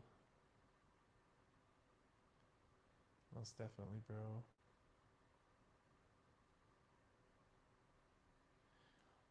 I will say I had taken kratom a few months after I stopped subs, just a couple of grams. I felt okay, but nothing great. I'm sure if I continued, I would have started to do it every day. That's a good point, Sonny. If you're thinking about starting kratom, if you can limit it to like once every couple of days or something like that, just to get like out of a little mini funk, I mean, that would be like probably the way to go if you could do that. I would just say try not to fall into the trap of taking it, all day long and stuff, because the half life is so short on it. That's where a lot of people can get in trouble. Is that a lot of people need to take it every 4 or 5 hours, and if you made it to the point now, 2 months past Suboxone withdrawal, you're probably not taking anything. That's a good question right there, guys. Help MP out. What's considered a low dose of kratom? I would say where you haven't taken any of it, I would say go with the capsules for sure, because if you're just scooping stuff, you're not going to have the measurement down. Yeah, I would say what Kingdom says. I would say right maybe around like 2 to 4 grams.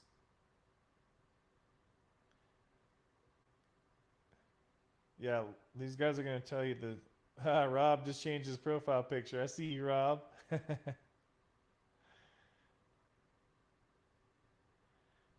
I like I like what Sonny just said. Try a 1 gram and see what's up in the capsule. Yeah, like start as low as you can, and then if you don't feel anything, like you can get a 1 gram capsule. It's a really thick ass capsule.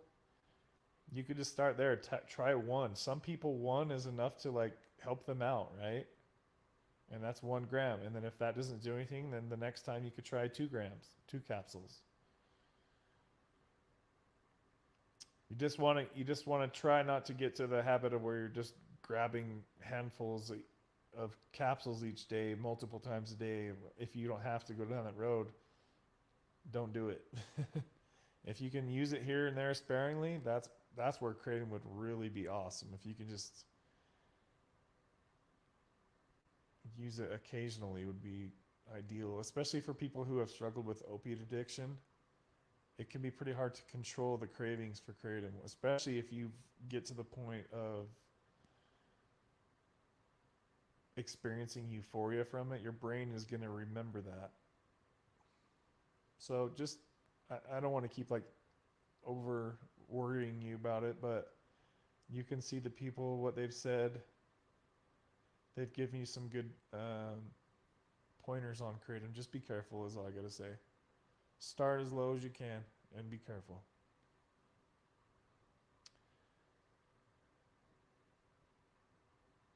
I'll say this too, MP, that I have had plenty of people, and I'll just be straight up open and honest with you guys.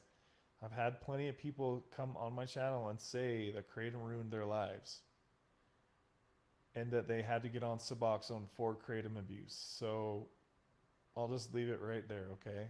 Just I think I probably overly got you paranoid now. As long as you know the warnings and the risks, that's all that I could say. It's like we've done our job here. Everybody here's let you know the risks that can come along with kratom. But it has like a place to where it can help you.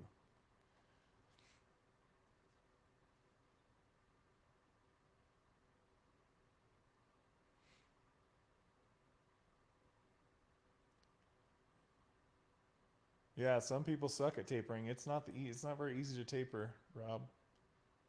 Tapering's pretty damn hard. I don't know anything about kratom, but definitely don't try 10 grams of morphine. Grams? Did you mean grams or milligrams? 10 grams? You gotta mean milligrams, right?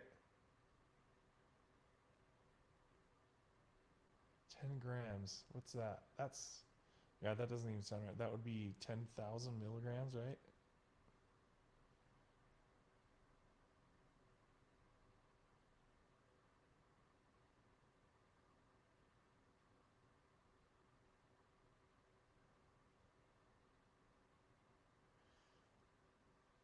Yeah, it sounds like you've got a great wife if they're helping you through. I'm hoping that you didn't mean 10 grams. You probably meant 10 milligrams, right? Because 10 grams, that would be 10,000 milligrams, wouldn't it be, guys? If my numbers add up right. You meant grams? Oh my God. I've never heard of anybody taking that much. You're still alive to talk about it, and he said, I meant grams. Oh my gosh. I thought my habit was getting crazy. The most I ever went up to was like 150 to 200 milligrams in a day, and that almost freaking took me out. You got to 10 grams? Well, I'm glad you're still alive to talk about it, my friend. Crazy over there in Russia. Yeah, dude. Woo! I have never heard anybody say they had that high of a tolerance. I talk to a lot of people on this channel. That is up there, baby. How did you get off of that high of a freaking... How did you get off that high of a tolerance? Good lordy. I can't believe that wouldn't knock you down permanently. Thanks. I'll probably try and abstain from it. I'll just try and get over my post. Dude, like if you could, you'll be ahead in the long run, I promise. If you could just keep going, MP. Try to push if you can, my friend. I know it sucks after 2 months and you're still not feeling like a dreamboat, but the more you can keep pushing, like there's a lot of people that would kill to be in your shoes right now at 2 months with not taking anything. So first of all, be proud of yourself for making it as far as you have. Second of all, if you can push longer, then do that. But if you can't, then do what you got to do, my friend. MP, yeah, just beast it out. You need to get some endorphins flowing. Yeah, oh yeah, Robert had a great point. Are you exercising, MP? Because that can really help jumpstart your endorphins and get your happy feelings going again. That would kill a couple of horses, Sonny. Yeah, you're right. That would kill a big old group of horses. I don't even know how, man. Holy moly's. I thought that was a typo of some sort, but he's like, nah. There were days when I was out of it for weeks. Longest memory gap I ever had was 3 months. Holy moly. Is that stuff legal over there in Russia or what? Is it just like really easy to get? I mean, how much money would that cost every day? That sounds like a very expensive habit. No, I'm too tired.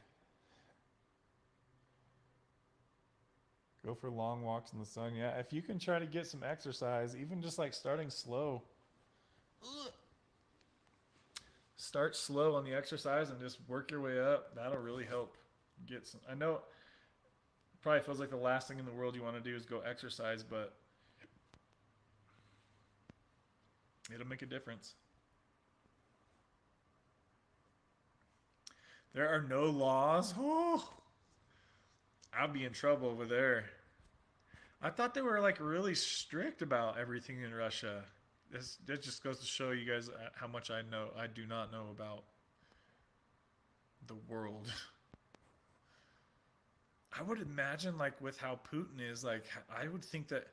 Wait, because remember you guys are so there's like a women's basketball player that's like in jail over there for like a little bit of weed, but then he's over here saying that there's no laws. And didn't she? What was her name? She got like 9 years in prison for a little bit of weed. You guys know what I'm talking about, right? That sounds confusing. Because to me, that sounds really strict. Especially a famous basketball player. Paul. Come on over, Paul. I'll give you what you need, baby. I thought we got rid of Paul, you guys. Not yet. That would kill a couple of horses. I'm back. Oh, yeah. There are no rules as long as you don't get... Oh, I guess yeah, I see what you're saying there. 2 months, I also didn't have energy or drive.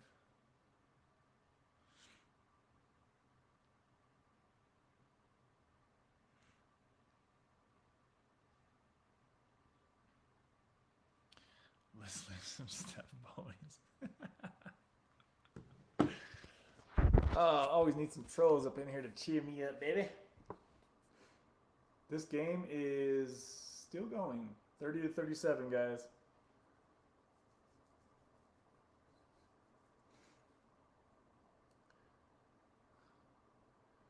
This individual is ruining the conversation here, guys. Hold on a second. Bye, Felicia. Problem erased. Sorry, guys. Somebody just vanished from the combo. Who could that be? Paul is making me have PTSD from steroid abuse. Damn, you went down that road too? All right, you're in the right place. What kind of steroids were you taking? All of them probably, right? If you have that 10-gram habit, then I would assume that you took everything under the sun. Are you still into the fitness lifestyle?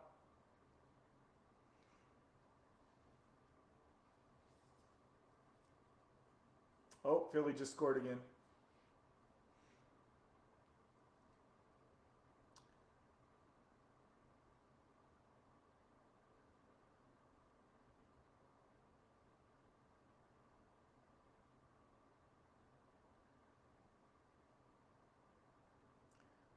Hold on a sec, guys. How do I do this?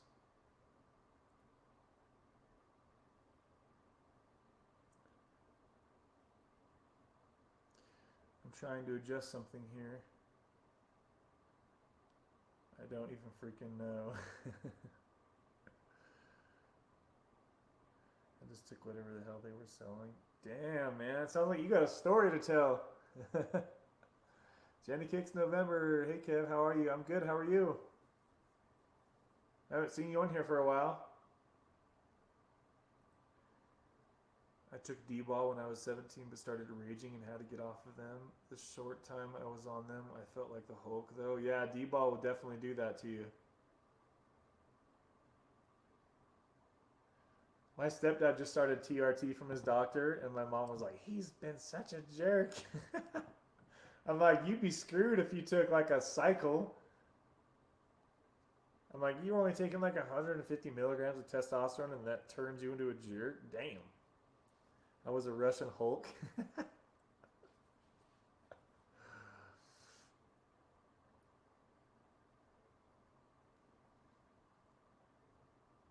Oh, I see what's going on. I'm not...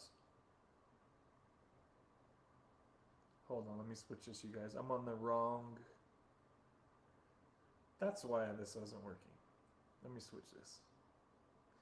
I was on my other YouTube account. I was like, why can it not let me adjust this? There we go.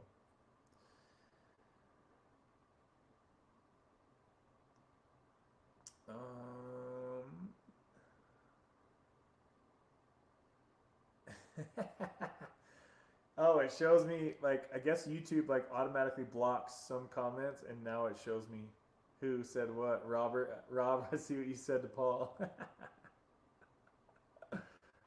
That shit is hilarious. Okay.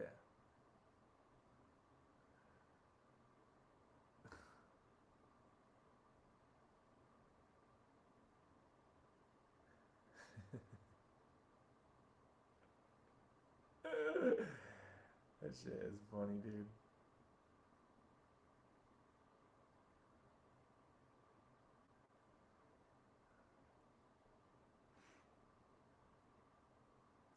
Oh, hold on, guys. I'm adjusting some things here.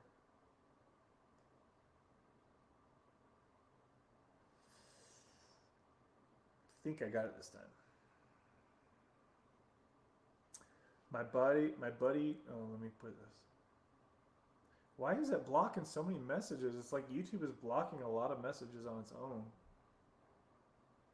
Oh, that makes sense, you guys. Like, I've seen a lot of people in the past say that like their message isn't going on, and now I see what's going on. What's been happening is like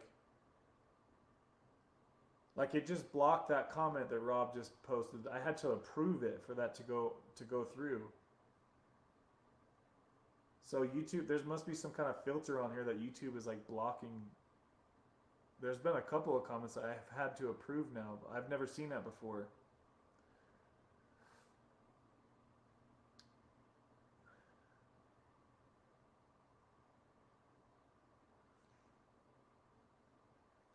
They called you Big Bear. My buddy took Tren and ended up doing some messed up. Yeah, dude, Tren is. Whew, Tren will mess your whole freaking personality up, guys. If you guys are taking Tren, whew. I had a buddy that took that, and it literally made him into the meanest person you could ever imagine. Like, I'm not even kidding you guys. We almost got in a fist fight with my pretty much best friend at the time. And I'm not the kind of guy that like tries to fight anybody, but it was the biggest freaking jerk. But it changed him and screwed his life up. Yep.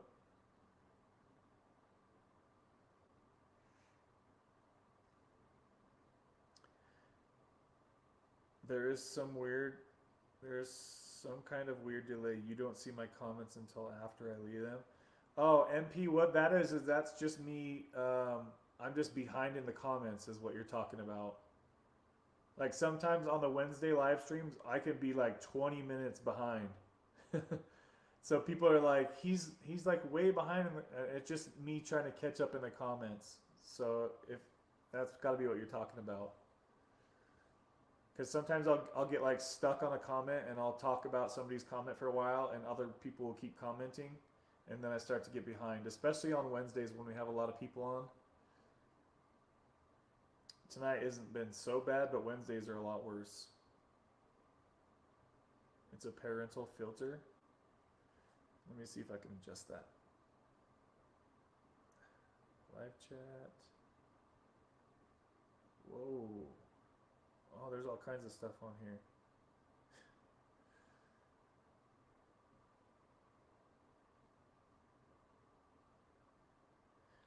I'll have to go through all the settings and stuff one of these days, you guys. Because I'm sorry, if you guys are typing messages and they're not coming up, it's because YouTube catches them and hides them.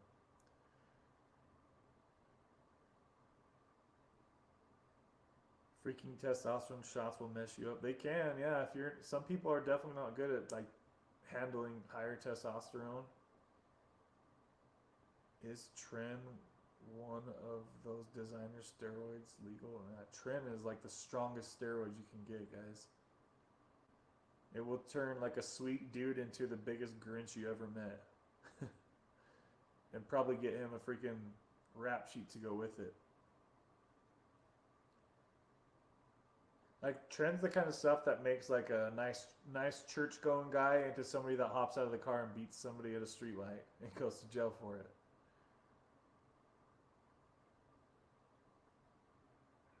And it could also do a lot of other things that you don't want to know about.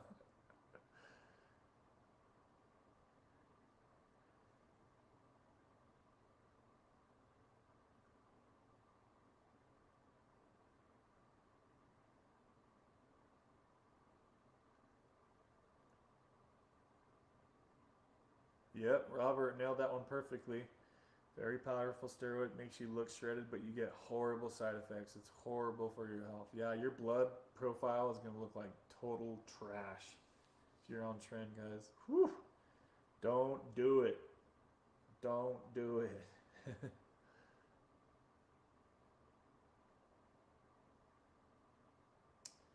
Yeah, that happens with me too. Live stream comments, I could be 30 minutes behind. I think it just depends on the connection speed. Yeah, I know that has a lot to do with it too.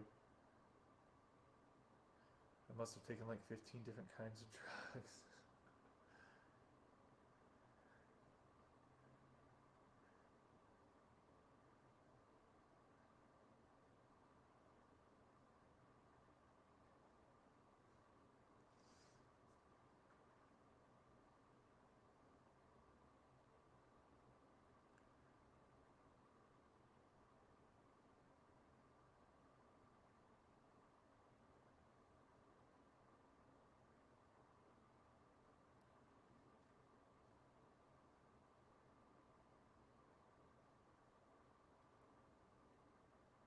Is this game almost over?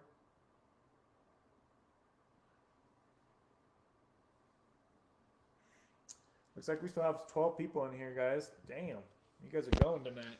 I'm surprised you the stream hasn't kicked me off yet.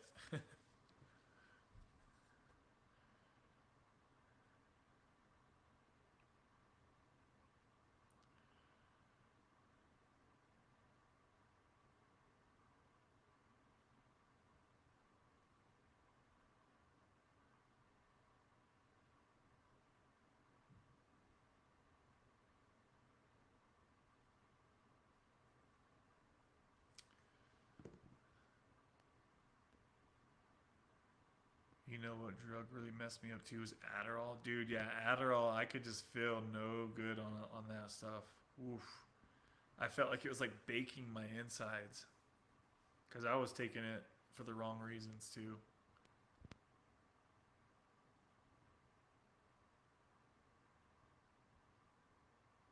Laugh out loud. I thought Jenny cakes meant steroids were a parental filter.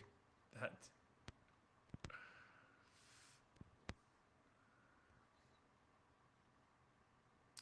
When I got off of Oxy and Oxy codeine, I went through that pink cloud thing. I felt like superhuman and thought life couldn't be better.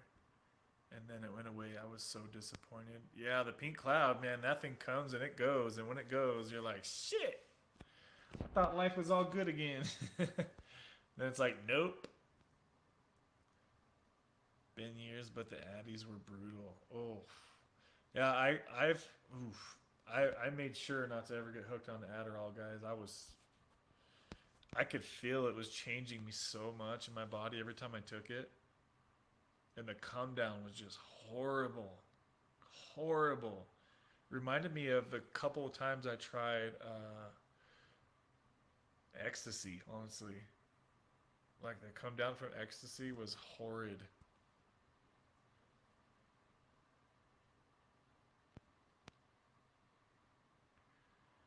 30 mils a day, 3 times a day. MP should look into ibogaine. Yes, I like that, Robert. Yes, I like what Robert just said to MP. You should go back and watch the video I did with Marky Rizzo like a month ago about ibogaine.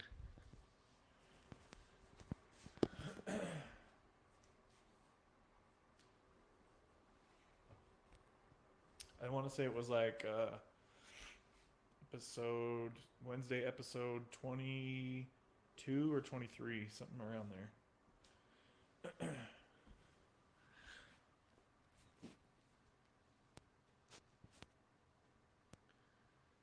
a couple of Addies now and then, gets my apartment clean. Yeah, I used it when I had to move. I had so much stuff in my garage, and I was like so overwhelmed. I was like, I have no idea how I'm gonna get this done. And my friend's like, here, try this. Trust me, that shit got done real quick.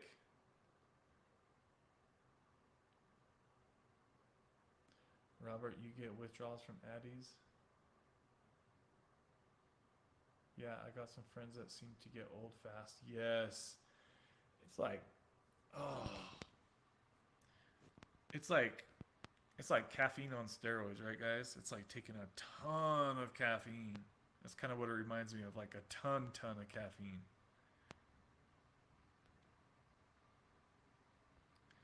Addies make me moody and depressed. What game are you watching? I'm watching the night game, the Eagles and Green Bay. It's almost over now.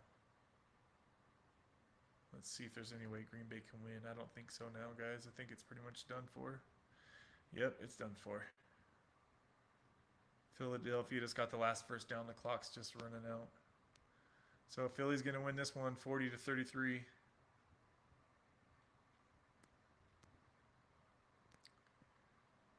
Real clean.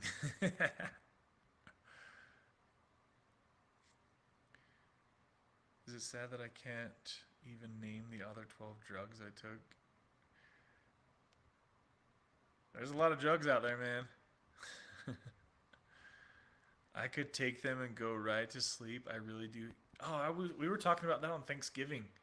My stepbrother, or my sister's husband, stepbrother-in-law, I don't know, whatever that makes him.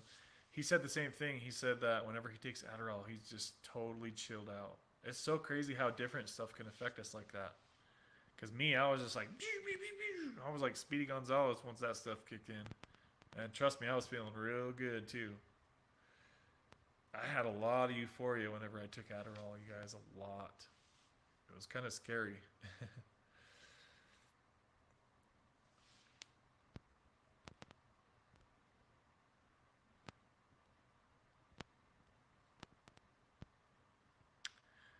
What is ibogaine?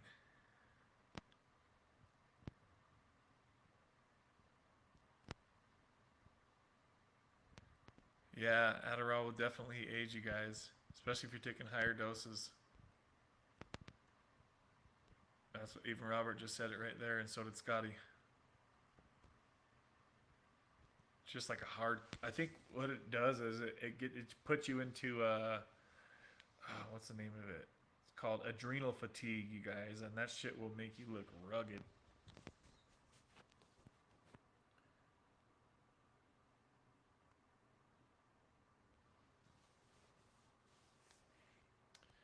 Robert, 2 docs have tried to put me on them, but I said no. Yeah, good job, Sonny. Say no, brother. Just say no.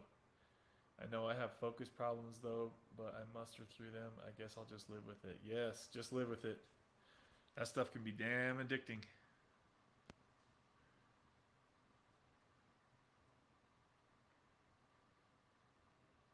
It's a plant that helps people getting off of opiates, especially pause. Yeah. Another thing you could look at, MP, is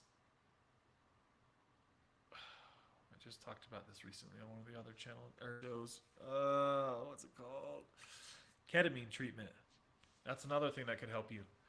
Ketamine infusions.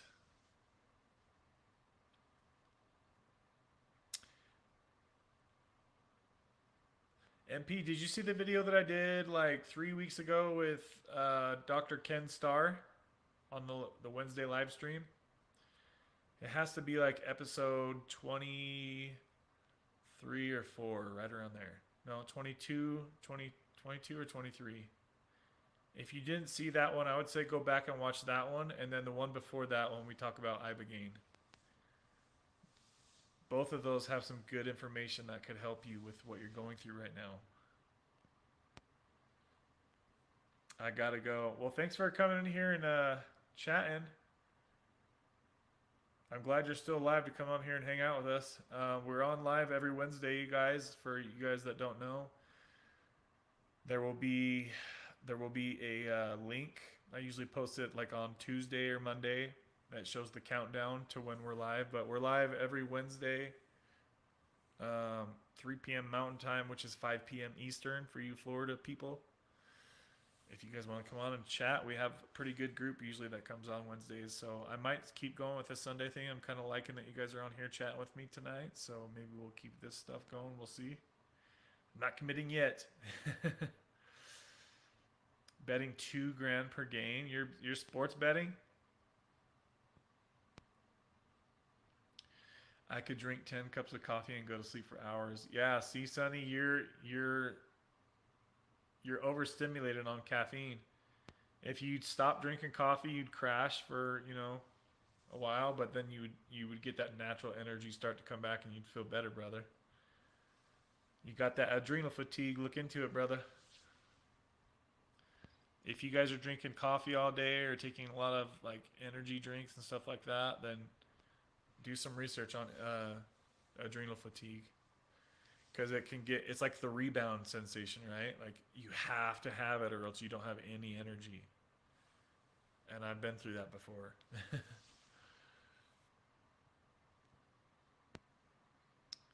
When I hit bottom, I never watched another football game. I used to use Sundays, you guys. I would call them Suffer Sundays. And I would use football as my way to taper down to my next Suboxone dose. Because I would just lay on the couch and relax and just watch football to keep my mind off of the taper. And that's when I would use it to go down to the next dose. Called it Suffer Sundays. And then when the football season was over, I was screwed. I was like, damn it, what am I going to do now?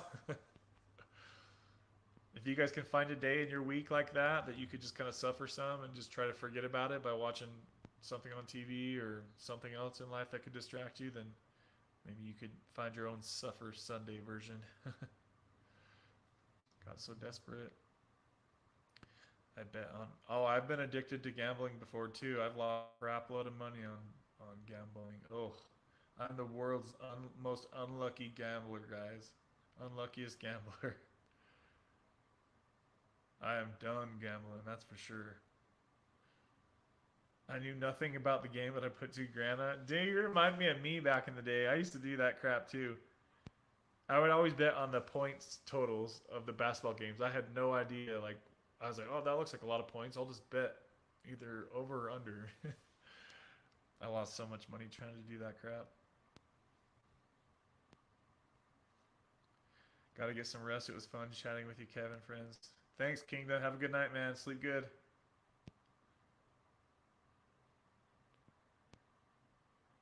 Yeah, watch them, MP. Hopefully you can find some nuggets of wisdom in those.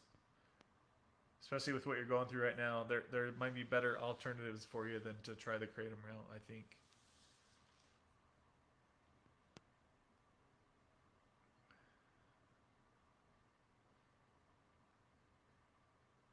Yep, Sonny, you're right, man. You've been around the block. That's exactly why I didn't get on. The doctor was trying to prescribe me antidepressant meds when I got off Suboxone a couple of years ago. And I was talking to Roberta, and she's like, Kev, don't do it. It's just going to be another thing for you to get trapped and wrapped up in. She talked me out of it, thank God. I still have those pills to this day. And I just, ever since she had that conversation with me, I was like, you're right, girl. I just knew it was something that, even though it could have helped me, I knew that I would like self-guilt myself over it, and I would just be so stressed about just having another medication to have to taper off in the future. I'm really glad that I didn't end up getting on those antidepressants.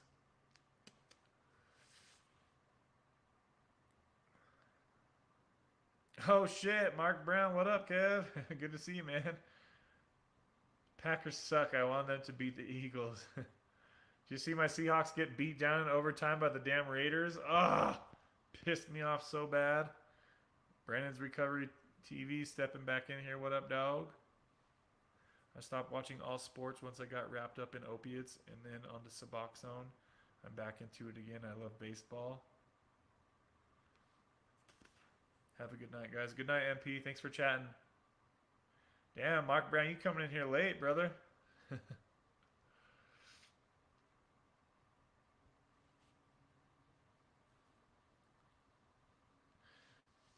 Writings on the wall says, KW recommended your channel, just sub. Hey, thank you. I think he just left, too. Welcome, welcome, welcome. I saw that, Kev. Yeah, dude, I was literally screaming so loud. My neighbors probably thought I was like killing somebody over here. Those referees screwed us so hard on two of those calls tonight. I was so pissed off. Baseball is and was such a big part of my life.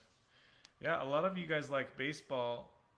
I don't. It's funny because I only ever stick to football. I've never like went off to baseball or basketball, except for when Jordan was around back in the day. I loved watching Jordan. Robert says, Sonny, exactly how I look at it. I'm trying to make my life more simple and less painful. Yes, more simple is huge. We need to simplify our lives, especially in these confusing and scary freaking world times. Goodness sakes. Laugh out loud. I too still have an antidepressant pills in my safe. Yep. Doc tried to give me when I was coming off. Never took him. Yeah, see, Sonny, you're just like me. I was like, nah, thanks, Doc, but I ain't looking for another trap to be stuck in.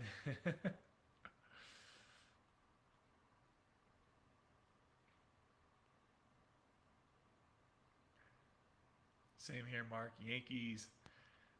Yeah, I think that's weird that I've never got into baseball. Like, I literally don't know like the first thing about baseball or golf. Actually, golf I know less about. I have an addiction to alcohol. Let's see. I have an addiction to alcohol. I need some honest help. So far, your channel has been good stuff, my bro.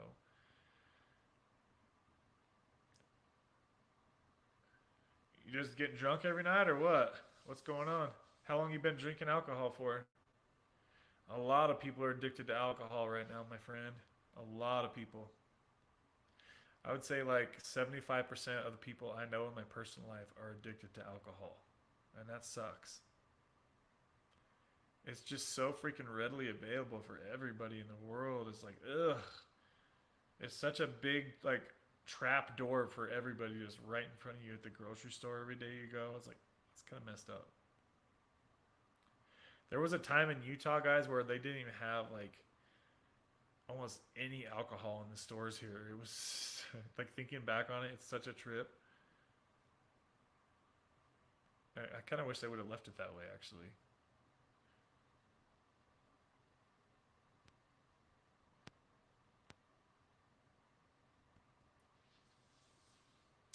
Writings on the wall. Research kava kava. People say it helps. Look at you, Robert, coming through clutch.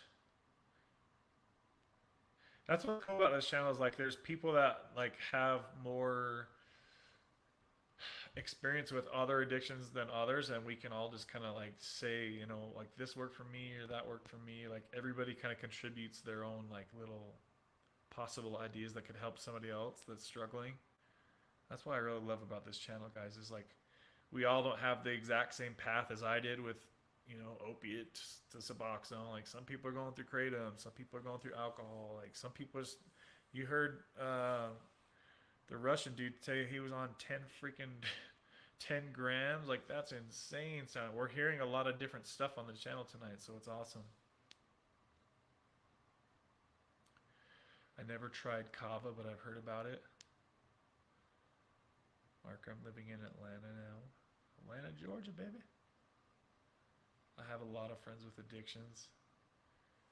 Does it seem like it's mostly alcohol addiction to you guys too? Like most people in your lives you know are mostly addicted to alcohol?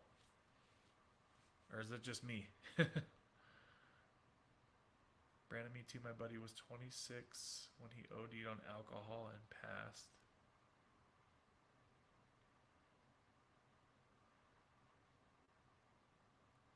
Queens, New York, born and raised. I'm 22 and have been drinking for only 2 years, but I feel like I needed to function when I'm being social with people. Well, it's good that you're so young. That's the best part about you where you're at right now. Like most people your age are gonna kind of go on. Not, I don't want to say most people, but a lot of people at the age of 21, 22. That's like the. It's like that's the time that most people are gonna experience alcohol addiction. I think is what I've noticed in my 40 plus years is right around 21, 22, 23 years old. It's almost normal for a lot of people to get addicted to drinking alcohol. And a lot of it depends on your friend group. If you're hanging around a lot of friends that party and drink often, then you're gonna be that kind of, you're just gonna be the fifth person that's in your group that's doing that kind of stuff, right? So I'm assuming that you have a lot of friends that drink too, probably. Is that right? And party. It sounds like you might need to change up your friend group or the people that you hang around with. But the good thing is that you're still really young and you're trying to find help, because most people at 22, they're not going to be on YouTube looking for addiction channels like this, like you are, right? So at least most people don't even start doing this kind of stuff till they're in their 30s and 40s, and like their life's down the drain. At least your life is just starting to take off right now. So props to you for trying to address this at an early age. See, my addiction started right at about the same age, but my addiction was to painkillers. And here I am, 20 plus years on the tail end of it, right? Like, hopefully you can nip this alcohol thing in the bud before you end up being me 20 years down the road on YouTube with a YouTube channel making about how you're still addicted to alcohol. Let's see. Mostly alcohol, considering the people around me I know personally. Yeah, I would say the biggest thing for you at the age of 22 is you need to get rid of your friends that drink alcohol. That's going to be the biggest thing that's going to change. You need to, that's as simple as I could say it, really. Is if you're surrounded by friends that like to drink and party, you're not going to be able to find your way out of that lifestyle until you get away from those people. Hold on 2 seconds, guys. I'll be right back.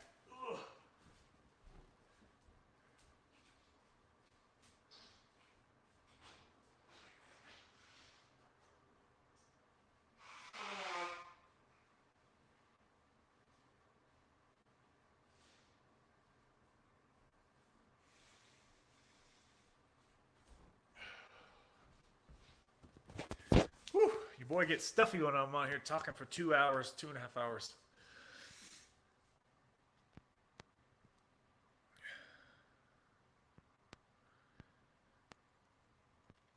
I quit drinking at 23 when my daughter was born. I haven't drank since. I turned two pills at 28. What's your guys's advice to, I should use the other phones, to writings on the wall to help him at 22 years of age with his drinking problem? Those of you that are watching this on the replay, I'd like you to put a comment in the chat and on the replay for writings on the wall for his alcohol addiction. The biggest thing that's sticking out to me is your friend group. You got to get rid of those people. Just thinking back on my opiate addiction, that was the issue, was my friend group.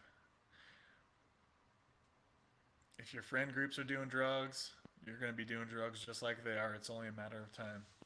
That's the single, if I could go back and change one thing about, like, to course correct my addiction back in my 20s, it would be my friend group. No questions asked. That's the only biggest thing that put me where I, constantly had access to painkillers, and they were doing painkillers, and that was like our way to bond, right? Was to take painkillers and just chill out. And especially where you're 22, everyone's wanting to be going out in the clubs and chasing women, and it's a very like party pro lifestyle at that age. So if it's really bogging you down, then you need to get out of that friend group.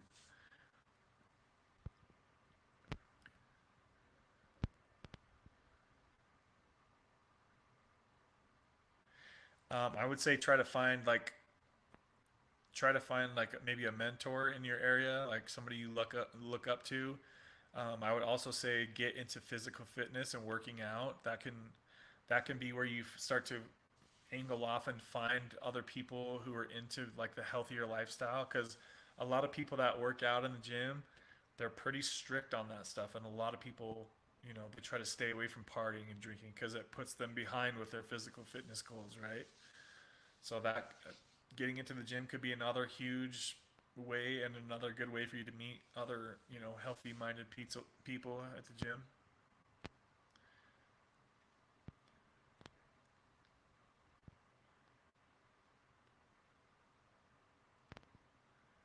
Sorry, you guys are like seeing my thumb. I'm trying to scroll up here on this phone. I need to use my other phone.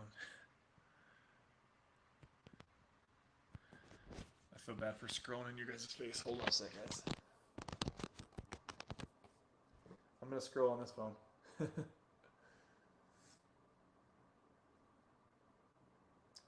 let's see. There we go. I can see a lot better on this phone.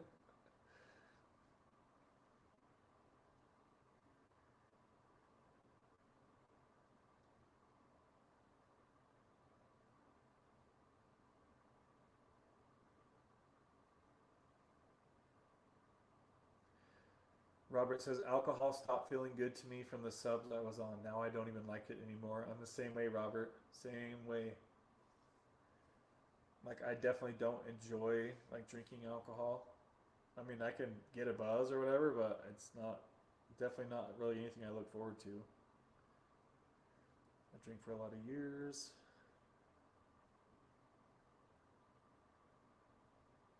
Yeah, I never really got too bad off of like drinking alcohol. It was the painkillers for me too. That's what took me to a different level.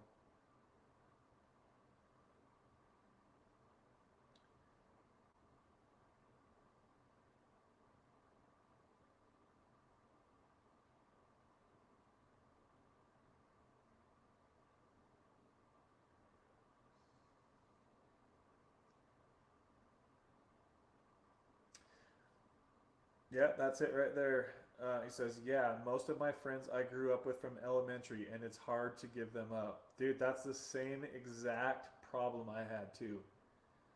And I always thought, like, I didn't realize at your age, and you probably don't realize it either, that you have to be protective of you. You have to care about you because nobody else is going to do that, right? You have to set boundaries for yourself. And if you see that the people that you're surrounding yourself with are contributing to your negative behaviors, then you need to put your foot down. And you can love them from afar, is what I always like to say, right? I had to get away from my brother because he's toxic. He's always bringing drama to me and my family. So I have to love him from afar. And until he gets help with his drinking problems, I can't do nothing for him. I tried to course correct him for many, many years. And unless somebody wants to get help with their drinking, they're never going to get it, right? I can try to force him all I want, but unless somebody really wants to get help, they're not going to get it. And I don't even think he really even sees a problem with his constant drinking lifestyle. So you need to learn that it's okay to love your friends from afar, and that even though you grew up with these people, it's okay to set them aside for now until you get your own life figured out, right? And then maybe you find some better people to be around. Let me correct that. You will find some better people to be around. And then you can start to bring each other up instead of everybody's bringing each other down with the alcohol and the fighting and drama every time you guys go out. Like, if you think about it, guys, when you're around a bunch of drunk ass people, like, almost nothing ever good comes from that. Have you guys noticed that? Like, whenever people go out and partying in the clubs, there's always like some big ass brawl outside afterwards, or inside on the dance floor, or family get-togethers. Everybody's been drinking. There's going to be some huge blowout or some drama fest. Like, there's not really much good that comes from being around alcoholics.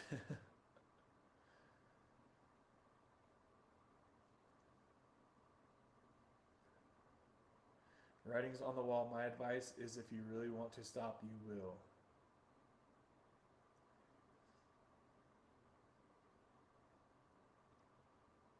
Sonny, I don't drink much, but I drank and puffed every day while in Jamaica last week. It's a great time, but back to normalcy. So Sonny went and had his fun, and now he's back to normal life. He can have the fun while you're there, and then leave the fun there when you don't come back and bring that shit home with you. Yeah, Robert says, honestly, being 22, you might just be going through a stage, but better to nip it in the bud now if it's becoming a problem. Yeah, most people at 22, they're not going to even realize that like it's becoming a problem. So I think he's on the right track for sure.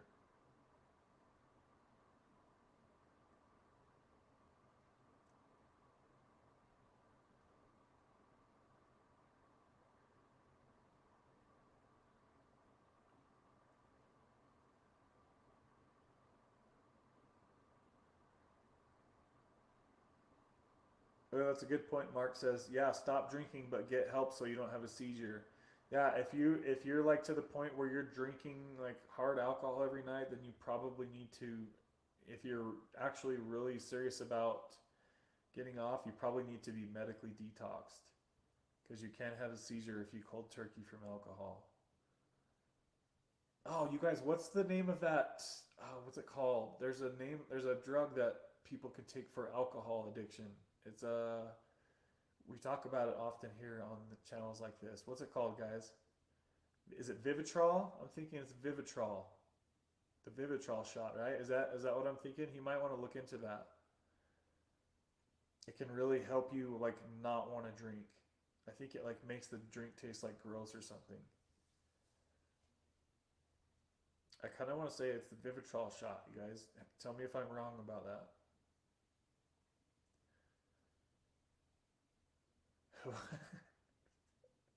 Sonny's being funny tonight. He says, I went from having fun with friends and being social to nodding off on my couch by myself. What a party. That's so freaking true, you guys, what Sonny just said. I can relate 100% to that. And that's how the alcohol people are going to be the same way. Like, it's all fun and games, go out with your friends and party and drink. But then during the weeknights when there's no party going, you're going to have that void, right? So you're going to start drinking by yourself at home. And before you know it, you're waking up puking all over yourself because you drank yourself to sleep. So, kind of like the same thing in a way as opiates. You're trying to fill a void, right? Instead of just being okay with just being. Remember, we're called human beings, guys. Not We're not human doings. You don't always have to be busy, busy, busy and go, go, go. You can just chill out sometimes in life and just kick it without doing this or whatever else. This. I'm thinking about uploading content documenting my alcohol addiction journey. I think you should definitely do that, especially if you have. And I like your picture here too. That's a cool picture. I think just by like what you're saying, and even with just that picture that you have, I could tell that you have a lot to share with the world. So I think you should do that if you feel that you can do that. You should do that because it will help you. And there's a lot of people out there in the world that are struggling with alcohol addiction. So if you think that you would like to do that, then do it. It will help you to have like-minded people surrounding you, for sure.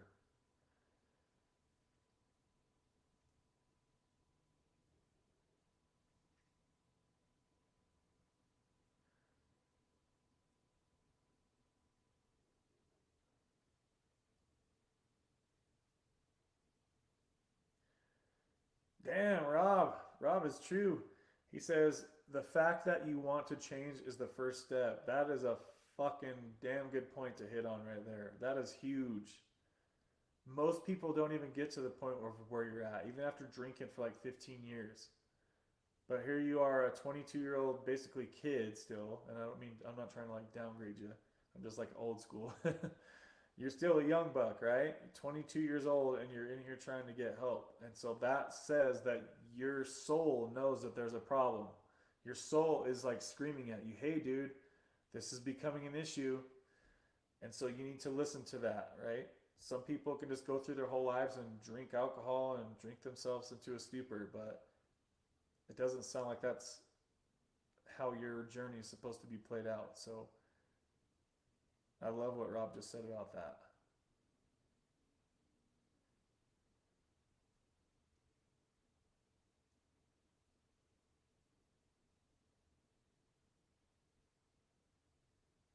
Yeah, that's another thing is that misery loves company, right? So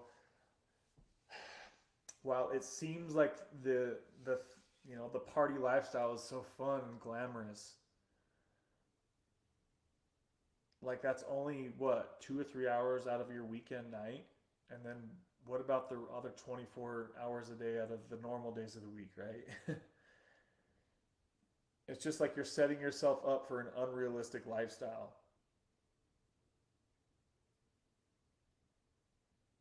And trust me, if your friends are addicts, they're going to want to keep you an addict. And if you try to shy away from them, they're going to make you feel like the outcast. And that's okay. You'll really find out, if they're your true friends by if you're trying to make your life better and they're like clowning you or talking shit, then obviously they weren't your real friends, right? I would find a mentor, dude. Somebody closer in your area, somebody who's maybe, 5, 10 years older than you, maybe somebody that struggled with addiction. Maybe try to get into the AA. I'm not like, I've never done that myself, but it sounds like the AA lifestyle could come in clutch for you right now. Get into some groups online, and you can hop into those groups anytime, right?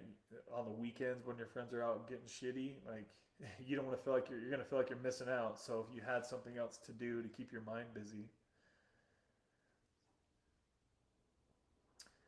yes, you're correct. Almost every party I've been to has ended up with a fight. Yep, and most of the time it's over some girls or something that are there. Everyone wants to get with the pretty girls, right? And then everybody got to try to alpha up and get drunk and try to put on a show for the ladies that are there, and then it somehow kind of usually starts fights over chicks or some other kind of drama. But oh, you're a girl. I'm sorry. I've been talking to you like you're a dude. My bad.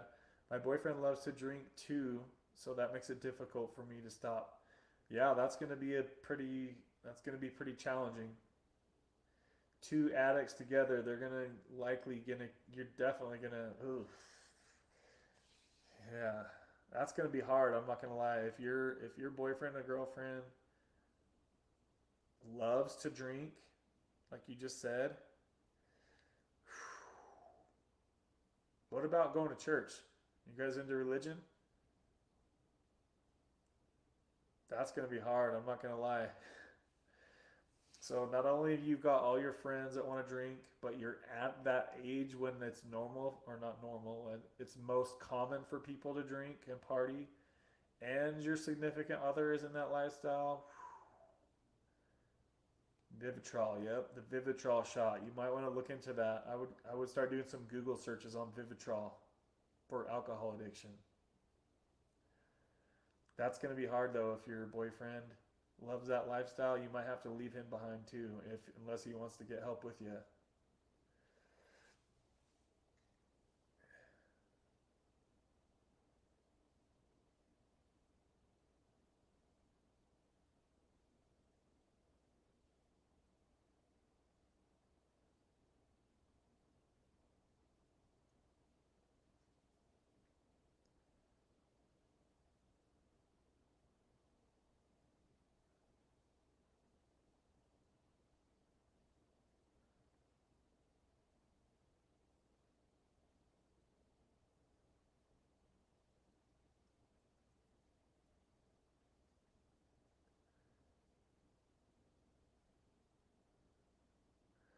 Somebody says, once I became an opiate addict, I didn't have any more friends.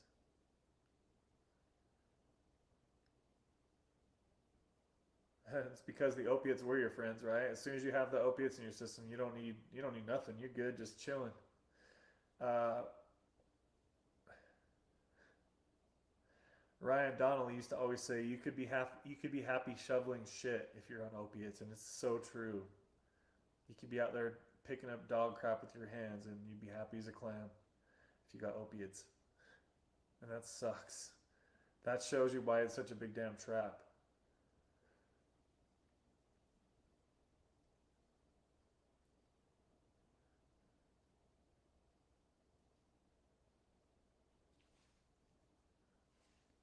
Oh my god, 2.5 hours, you guys.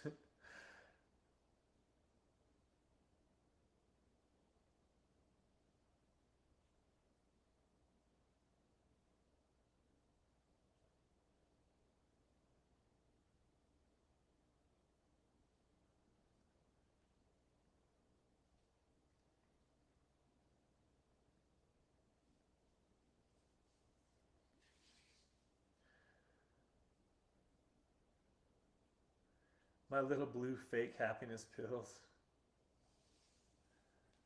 Oh.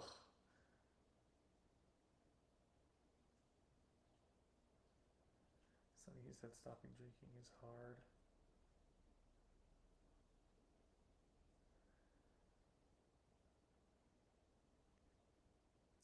Looks like we have 9 people in here, guys. Hopefully you guys hit the thumbs up button as you came in here. My voice is about smoked, you guys. You guys want to say anything before I hop off of here? It's been awesome chatting with you guys all night, though. I had no idea we were going to have this many people on here chatting.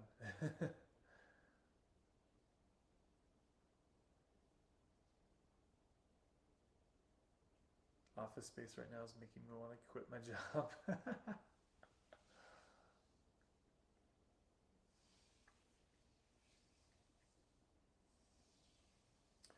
Robert says, good night, Kev. Good night, Rob. Thank you guys all for hopping on here and chatting with me tonight. It's always fun catching up with you guys. Alcohol, I'm out, guys. I want to say, Sonny, if you need, you go hold me on IG. Mark, I think you got Sonny confused with. Hold on, I got low battery mode. You might have got Sonny confused with writings on the wall.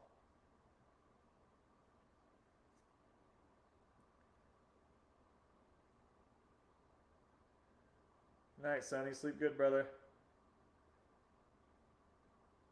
Oh, it's Sunday, huh? Shit. Damn, you guys over there on the East Coast got to wake up early in the morning. It's already midnight over there right now. Yeah. Okay, so Mark said, yeah, I meant writings. Sorry, Sonny. Okay, guys, I'm going to hop off of here. It's been awesome with you guys. Don't forget to leave some comments for those people that we were talking about struggling with alcohol addiction and other things as well. I would like to welcome the new people to the channel that recently found us. And we'll be on every Wednesday with the live stream, 3 p.m. Mountain Time, which is 5 p.m. Eastern Time, and 4 p.m. Central Time. Okay, guys? So if you would like to come hop on with us and chat with a bigger group of people, every Wednesday, just look for the reminder on the channel. Don't forget the like and subscribe button. And if you want to be notified when we're live, hit the notification button. And yeah, we're going to go ahead and wrap it up here. 2 hours and 33 minutes, baby. I hope you guys all set some goals for this week. And I hope you guys have a great week. So we'll see you guys Wednesday, okay? Night, guys. Bye. Go Seahawks next week. Bye, guys.